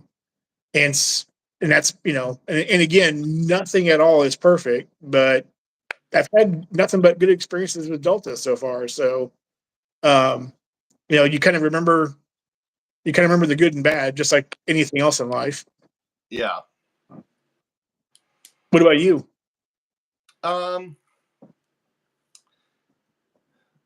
There's a couple I can think of. So I used an Airbnb. So do you remember when the Venture X card first launched? It came with a like $200, $300 credit on vacation rentals. So like in addition to I think it was 90,000 point or 100,000 point sign up bonus, you got this $200 vacation rental credit that you had to use on either Airbnb, Vrbo, or something like that. I think that was before I started getting into wanting to travel. I think that was before I Okay. knew anything about business, about travel cards. So yeah, whenever the Venture X first launched, like the first 90 days or first 180 days or something, not only did you have a sign-up bonus, you also got a vacation rental credit. Let's just say $200. And I, was coming close to the end of the year, and it expired after a year, I think. I was coming close to the time where I was not going to be able to use it anymore. I was like, okay, I need to fit a vacation rental in here somewhere. And I flew into Norfolk, Virginia, which is awfully close to Yorktown, Virginia. For those of you that are not history nerds like me, that's kind of the last major battle of the American Revolutionary War. Very significant. That's kind of where we won our independence. Yep. And Yorktown, the town of Yorktown is actually really small. I think it's only like population 500 or something like that. So there's not a lot of hotel options right there, but there are some, a mile or two away. And I thought, well, let me look into Airbnb. So I ended up booking an Airbnb right in downtown Yorktown. Oddly enough, my first experience with it was pretty bad. But the overall experience ended up being amazing. Specifically, I went into the Airbnb, and it was the kind where they said, this was like a 100-year-old house, so not a new house. And I had the whole top floor to myself. The owner lived in the basement, and it's like I never even interacted with the owner except by phone and stuff. The key was hidden outside, so he gave me directions where to find the hidden key. And I parked my car right out front, went in, didn't even lock my car because I go to the bathroom super bad. Found the hidden key, went inside, went upstairs, went in the bathroom. I locked the door to the bathroom just out of habit, I guess. There was no need to. I was the only person in the house. And when I was done using the bathroom, I couldn't get out of the bathroom. I got locked in the bathroom. If you've ever been in like an old grandma's house where it's got the knobs are like old brass, and like the keyhole is so fat you can look through the keyhole and see the other side. Like a skeleton key? Like the skeleton key is like an inch tall, and you put the key in, it goes like click. Yeah. And I could tell the way it was stuck is something broke inside the lock. It wasn't just I did it wrong. Thank goodness I had my phone in my back pocket, and I texted the owner, and he said, well, I'm 2 hours away in Richmond at a conference or something like that. So I don't want you to be stuck in the bathroom. So you've got two options. Option one is inside the basket under the towels is the emergency escape ladder. You could go out the window, and it's one of those ladders that folds out like you put in kids' bathrooms. And I seriously considered that. And he said, the second option is I won't hold it against you if you force the door open. Like, even if you break the door jamb, like, I won't hold it against you, I promise. And hilarious. So, and I had, I think, my Chase Sapphire Reserve with me, so only metal card. I tried taking the like screws off the doorknob from the inside. I tried everything. It wouldn't work. So I'm like, all right, do I go out the window? And then I thought, there is a chance, however small it is, that if I go out the window down the ladder, I'm going to slip and fall and hurt myself really badly. This is not my fault. I shouldn't have to risk life and limb. So I'm just going to break the lock. So I just gave it a 1, 2, 3 heave ho, put my shoulder into it, and the door jamb just splintered and broke open. And I felt kind of bad, but I was also like, not my fault. And he was gracious about it. He even gave me a $50 partial refund on the house. So I was really hoping that you were going to say there's actually video of you climbing down the escape ladder. There's not a video of it. There is video of me filming myself in the bathroom. Like, what am I supposed to do now? I'm locked in a bathroom in an Airbnb. Oh, that would suck. Oh, man. So that kind of sucked. And then ironically, the second morning I was there, the key that I used to lock the outside door broke off in the lock. Not locking me out, but I'm like, what's the deal with your house and keys? I'm having issues here. And he was super apologetic. But other than the two locking issues, everything else about the stay was absolutely amazing. It was like great lodging, and there's no making up for location. I was able to walk about 5 minutes to the Yorktown Battlefield Monument, which is sort of like the big Yeah. fire thing that is in all the pictures. So it was such a good Airbnb experience.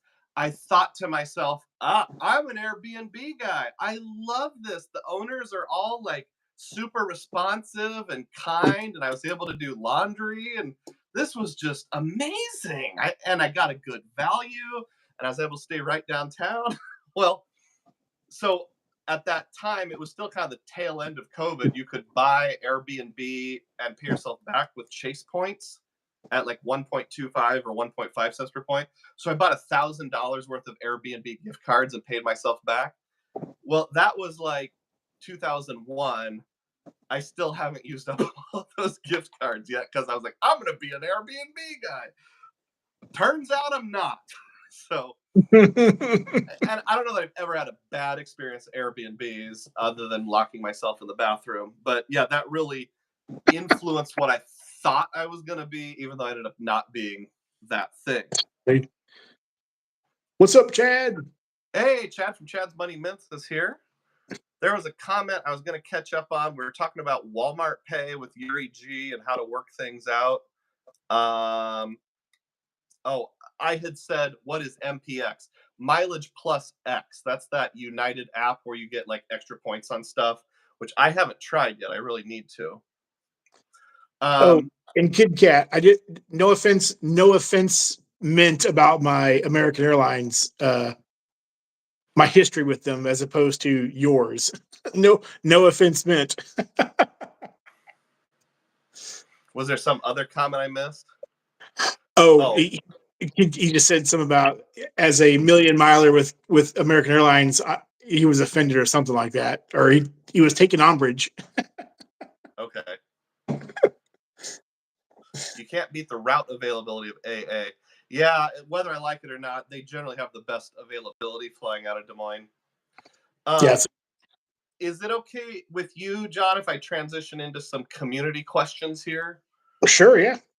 Okay, so on my live stream this morning, I ran out of time. I didn't get to my community tab questions, so we will answer them together. I'm going to try.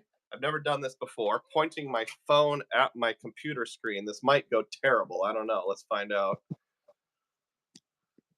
Oh, it's not too bad. You can pretty much see it. All right, so this picture right here was on my community tab this morning or last night.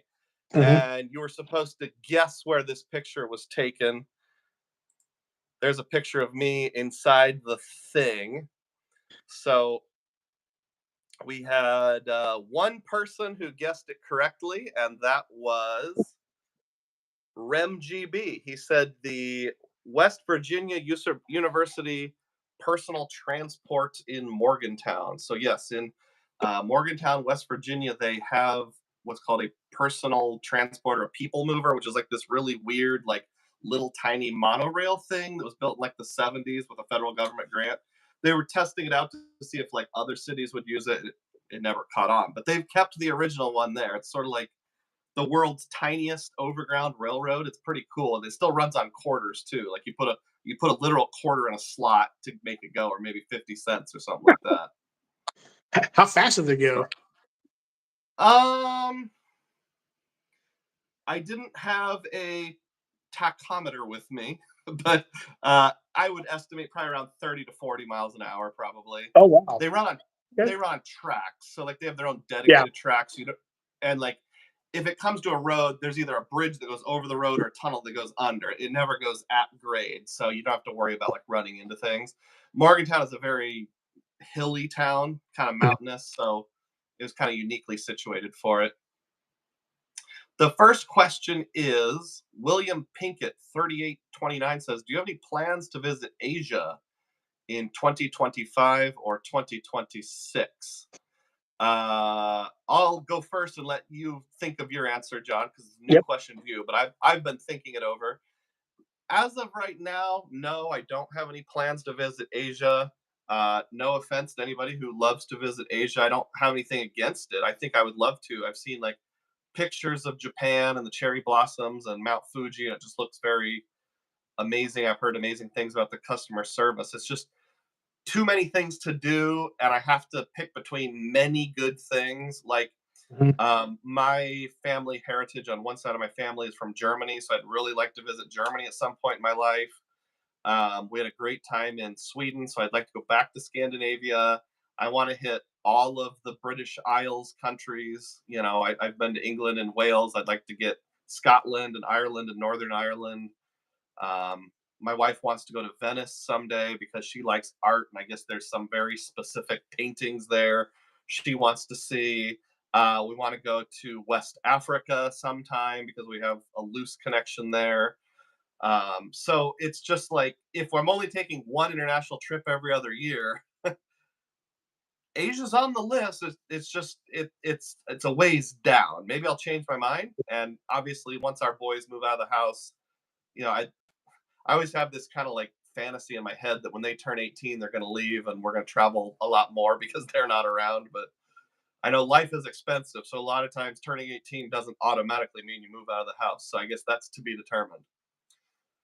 What about you, John? Any plans to visit Asia in the next couple years? Um,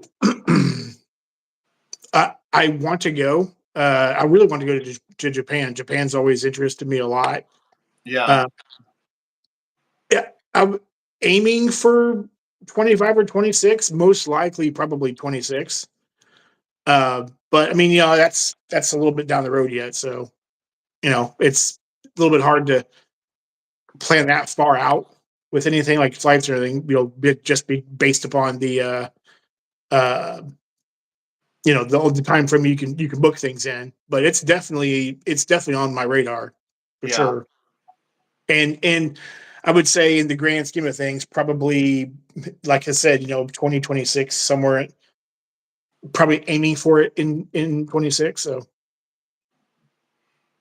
I know there was one point where Uncle Luke was saying we should have like a secondary creator meetup in Japan in, yeah, like, I don't know if it's October of this year, October of next year. So who knows?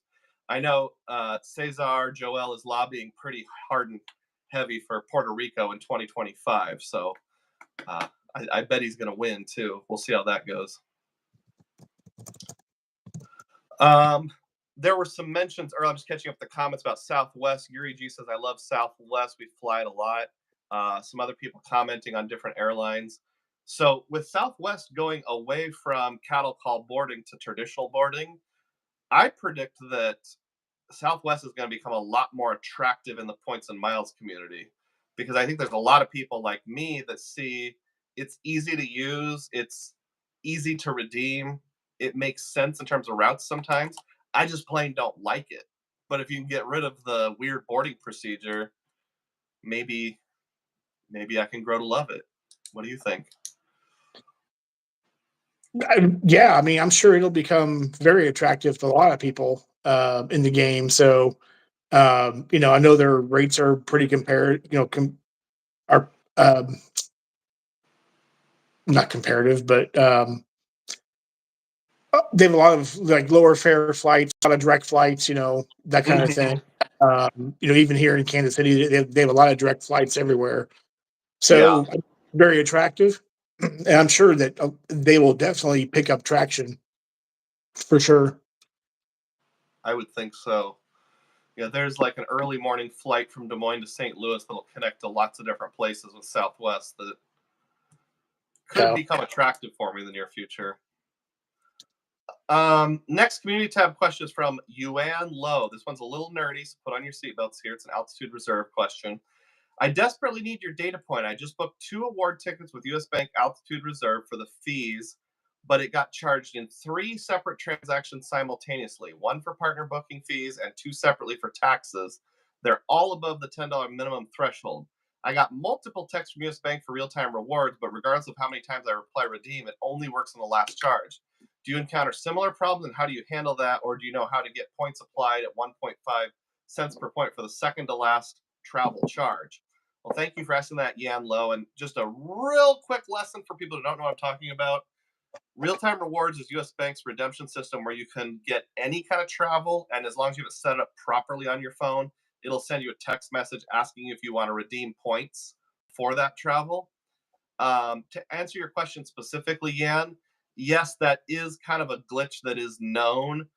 You can only redeem whatever the most recent one is. So what people try to do is buy like one thing, redeem, wait a little while, buy one thing, redeem, wait a little while. But I know that's not always an option depending on how the ticket was booked. So you might be out of luck. I've heard people say if you call US Bank and ask them to manually apply real-time rewards to the second to last or third to last transaction, that might work, but that's hugely a your mileage may vary thing. Xavier ID says, what's the most unusual or surprising thing you've purchased with a credit card, points or rewards? That's a good one. Anything pop into your mind right away, John? Most unusual thing. Nothing. I tried to think of this earlier this Not morning. The only really. thing I thought of that was like kind of unusual was I made the down payment on a car with a credit card.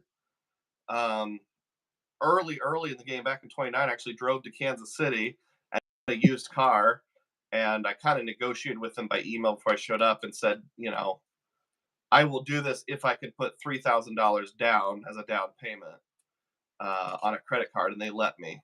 At the time, I thought I was, you know, I had a massive coup going by getting $3,000 to spend on a credit card. If I did it now, I'd ask for like $10,000 as part of the negotiation.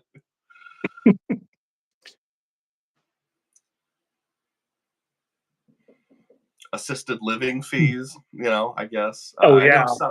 some people that live in like a townhouse or something like that can pay for like homeowners association fees with a credit card, depending on a variety of factors.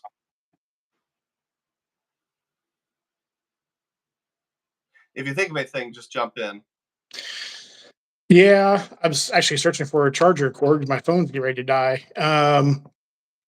Well, I'll let you keep searching, and I'll go to the next question. We can always loop back around. How about that? Okay. Yep. This is from RemGB, who last I knew was in the chat right now. Says, "Hey DUGROZ, my Ink Preferred bonus of 120,000 points plus 40,000 for referral for $8,000 of spend is too tempting. Is it okay to try to apply for the Ink Preferred with my LLC 4 months after applying for the same as a sole prop? I have a separate Ink Cash with an LLC and sole prop. Am I pushing it too hard?" So you already have an Ink Cash with your LLC. Uh, you have that more than 4 months ago. 4 months ago, you got one with the sole proprietor. Am I pushing too hard? This is a judgment, and it's just what you're comfortable with. It seems like Chase normally doesn't care. If they let you apply, they let you apply, and that's fine. Um, I would feel a lot more comfortable if you push that out to 6 months. So for me, I would say you're pushing it just a bit. Now, I don't know when that 120K elevated offer is going to go away. Who knows? But I would probably settle for the mere 100,000 points. But we know the 40K referral is getting cut in half, like sometime in October. So I can see why you'd want to push it. Maybe do it like the day before the referral bonus goes down. I don't know. I could flip a coin and land on either side of that argument. I'm not sure. I see that John's screen went either black or gray, so I hope his phone didn't die. I've got him pulled up in a chat here, and I'll just tell him, let me know if you're able to get back in.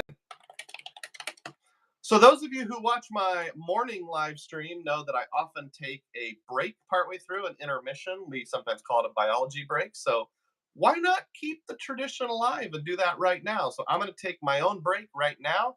Please stay here. Please don't go anywhere. We'll try to reconnect with John. Minor technical difficulties. I'll be back in about 90 seconds. Hang in there.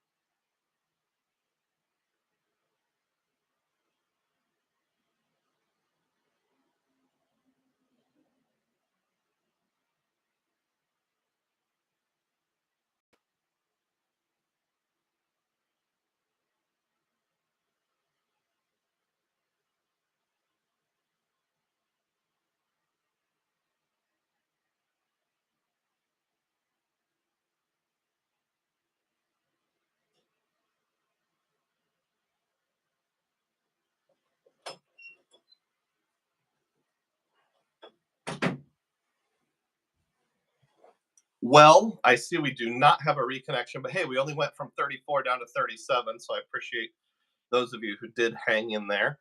I'll go ahead and read some of the questions here. Let's see. Xavier says, I just got my City American Airlines Platinum in the mail today. Hey, that's awesome. Gerald Alves says, hey to both of you. Anthony Venture would love to go to Japan. Xavier would too. Yuri says Southwest is the best U.S. airline. Oh, that's a pretty bold claim. Chad's Money Minute said, I did the same thing with my Discover card back in like 2009. LOL. Put a down payment on a Civic. Awesome. Oh, I think people are talking about the most unique thing they bought with points and or miles and or a credit card. K1DCat37 says, we bought a first edition copy signed and dated by Edgar Allan Poe of some manuscript from a random estate auction in central Illinois. That is pretty unique. Xavier says, nice. I want to do that next time I buy one to get them to waive the fee and let me put as much as I can on the card. Seems like a legitimate negotiating point. Michael Wong says, I've bought very expensive paper with credit cards. I'm not sure if that's a joke or something I'm not understanding, but either way, that's okay. Xavier ID says, for the hardworking fan, $1.99 super chat. Celebrate, celebrate. Thank you, Xavier. I think that's your third one today. You are my number one fan. Thank you. K1DCat says, Iowa is hot AF right now. I understand. K1, are you a fellow Iowa resident? That's pretty awesome. And Anthony Venture also dropped $1.99. Says DUGROZ's number one fan is behind him. Thank you so much, Anthony. $1.99 seems to be the way to go. John is messaging me here. Okay. Do you need the link again? If I need to go solo, that's not really a problem. I'm just going to check one more thing, see if I can help my brother out here.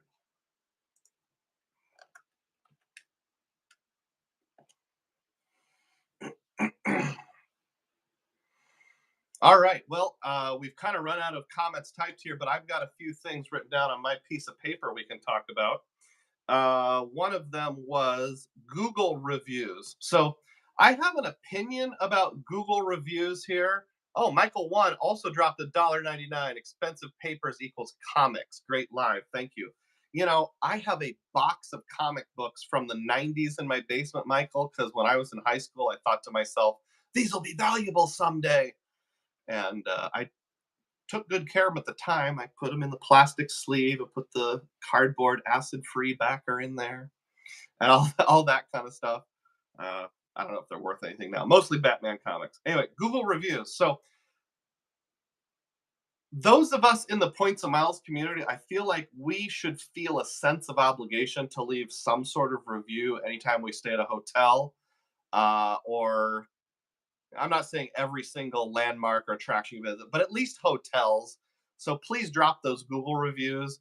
I know it's tempting to say, I only leave a review if it's really bad, or I leave a review if it's really good. But even the it was fine type reviews are very helpful. Oh, Anthony Venture dropped a second $1.99 super chat. We got a super chat competition going here. Hey, I'm fine with that. I don't. Oh, Xavier dropped another $1.99.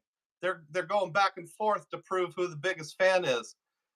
Well, go for it, guys. All of you, prove your worth. Come on, because money proves how much you love me. I'm kidding, but I would not be opposed to a super thanks content. K1DCat says, have to fall off. Have a great night.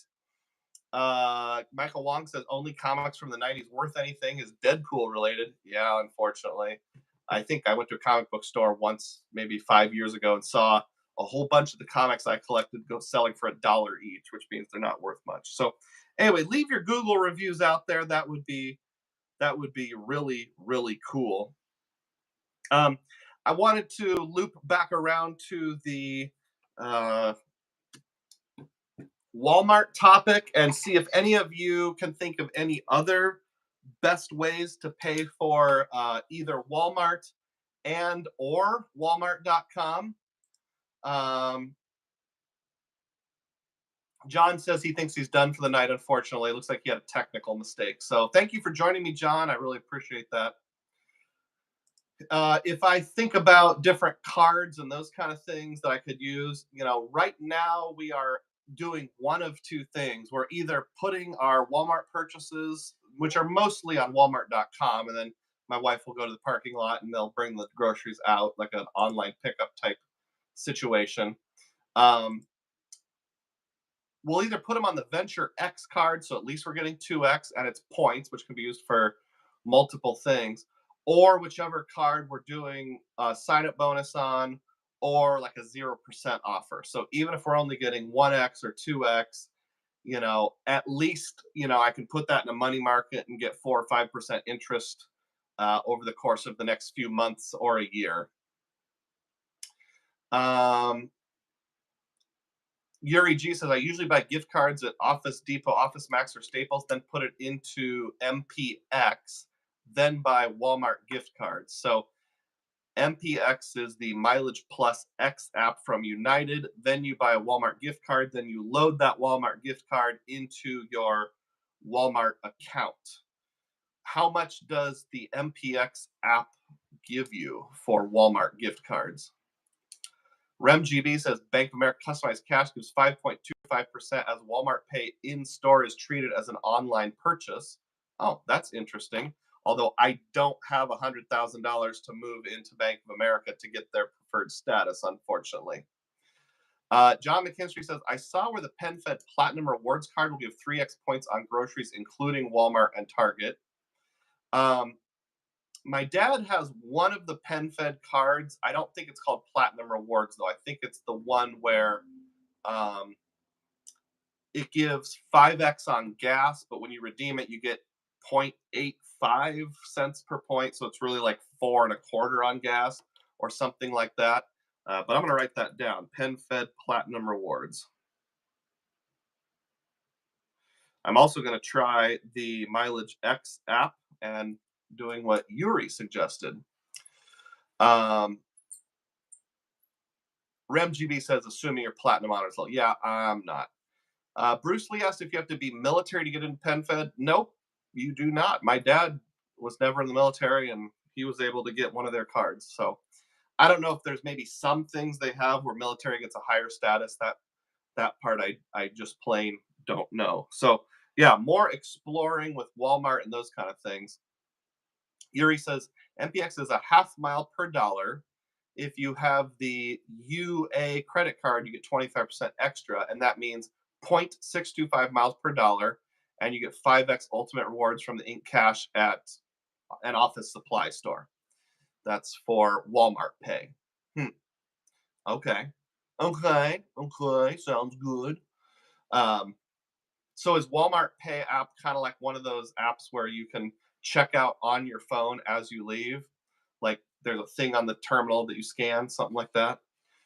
I'll have to look into that. Thank you. I appreciate that, Yuri. Very helpful tips. If I could indirectly get 5X on all our Walmart purchases, that would be, honestly, I wouldn't be surprised if we spend $10,000 a year at Walmart. So that's like $50,000. I wish 50,000 points per year. PenFed Platinum Rewards. Yes, I'll look into that because I can't do the Redstone card at this time. Yes, there's a QR code on the terminal. I also wonder if Walmart Pay would count as mobile wallet in US Bank's Altitude Reserve program. I could always use, for example, the Mileage Plus X app and Walmart Pay for online stuff, and then the Altitude Reserve for in-person stuff, if it coded as that way. But Bank of America said codes as an online purchase, so maybe not. We'll just have to do some experimentation. But hey, you've given me some ideas. It says it's not a mobile wallet. Okay. And RemGB agrees it is not a mobile wallet for the Altitude Reserve. That's okay. If I could get 5X at Chase, that would be not too bad. And I have in the past, like when the rotating categories like gas stations, I've bought like a, There have been times in the past, unfortunately, right now I haven't been able to find one, but like 1 or 2 gas stations where I could buy a prepaid Visa and there was no purchase fee. I think it was just a coding error at the store. So like I could get a $200 Visa for $200. So I would go buy one of those with a Freedom Flex, get my 5X with rotating category, put it on Walmart and that kind of thing. Yeah, I could definitely do that. QC Man says ex-military doesn't have to park $500 in the checking account that gives people the better multipliers on some cards, but $500 on PenFed isn't that bad to begin with. RemGB says roundabout option is to get gift cards from Staples using Ink Cash and using them at Walmart. Yep, that's another way too. Bruce Lee says, I know this is off topic, but does anyone have any tips on how to get BOFA business cards? Just got into the personal unlimited cash to get into their system. I don't know what BOFA is. I know BOA is Bank of America. Was it just a misprint? Discover has a 5% back at Walmart this quarter. I don't have a Discover anymore, unfortunately. Maybe I should have kept that one. All right. Well, tell you what, guys, I'm pretty tired. So we're going to wrap it up here. Last chance to drop a super chat if you want to beat Anthony Venture and Xavier going back and forth. You sure can. And everyone else who gave me a super chat, I really appreciate it. I will find a way to, in a roundabout way, split that with John R. Maybe when we do finally get together, I'll buy him a cheeseburger or something like that. Gift cards from ODM and MPX is better. Yeah, or Staples. I have a Staples right up the road where I live. Great stuff, man, says Xavier. I appreciate it. If you haven't done so yet, hit the like button because people that watch this after the fact will be more likely to find it that way. And I want to thank my guest, John R. from John's Credit and Travel, for checking in. And I really appreciate it, John. We'll be touching base sometime. And if nothing else, I'll see you in New Orleans. Anthony Venture says, I'm a #1 fan. Thanks. And dropped yet another $1.99 super chat. Definitely proving it, Anthony. Thank you. Those other guys are really going to have to step up their game to prove what a great fan they are. Oh, nope. Xavier's equal now. Sorry, Xavier just dropped another $1.99 super chat. So we've got Anthony and Xavier right here, pretty much equal. Xavier with the eBay last second. Darn it. I can do this all night, Anthony. I can keep my live stream going all night. I mean, if I'm making, $2 every 3 minutes, that's a pretty good rate. I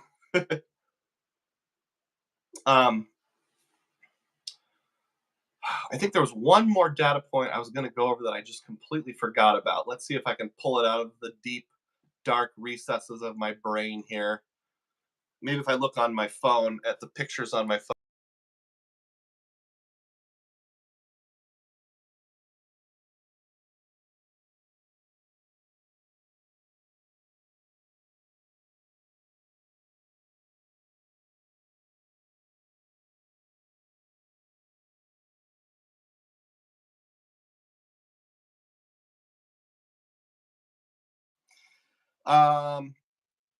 Yeah, I guess that's it. Thanks, everyone.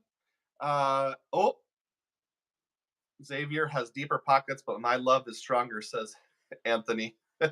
Well, you know what the good news is, guys? You can always do supers even after a live stream ends. You can just go into any of my videos and give me $1.99. That is an option. QC Man 2000 says, do you have a filter on? Why does your video seem so late 90s? It's because I have an iPhone 8, if you really want to know. Not very quality control, man. Oh, hey, so Xavier came back with $1.99 to get back to equal with Anthony. And then Tom Graber stopped by and dropped a $10 spot. Booyah! Tom Graber is really showing the love here. Unfortunately, I don't have enough. I don't have all the numbers in front of me to know exactly where we stand. But Anthony says, truce, please, Xavier. Tom wins. So Tom won. Xavier and Anthony are now tied for second. So thank you so much, guys. Wow, that is awesome. I really appreciate it. I was actually just thinking to myself, my revenue's been down a little bit for the month, just because part of that's just my own fault. I mean, I was in Washington D.C., so I wasn't pumping out as many videos. So yeah, celebrate, celebrate. Thank you, everyone. Thank you, Tom. I'm gonna head on out. All right. As always, may your spending be frugal and may your points be plenteous. Thanks so much for watching.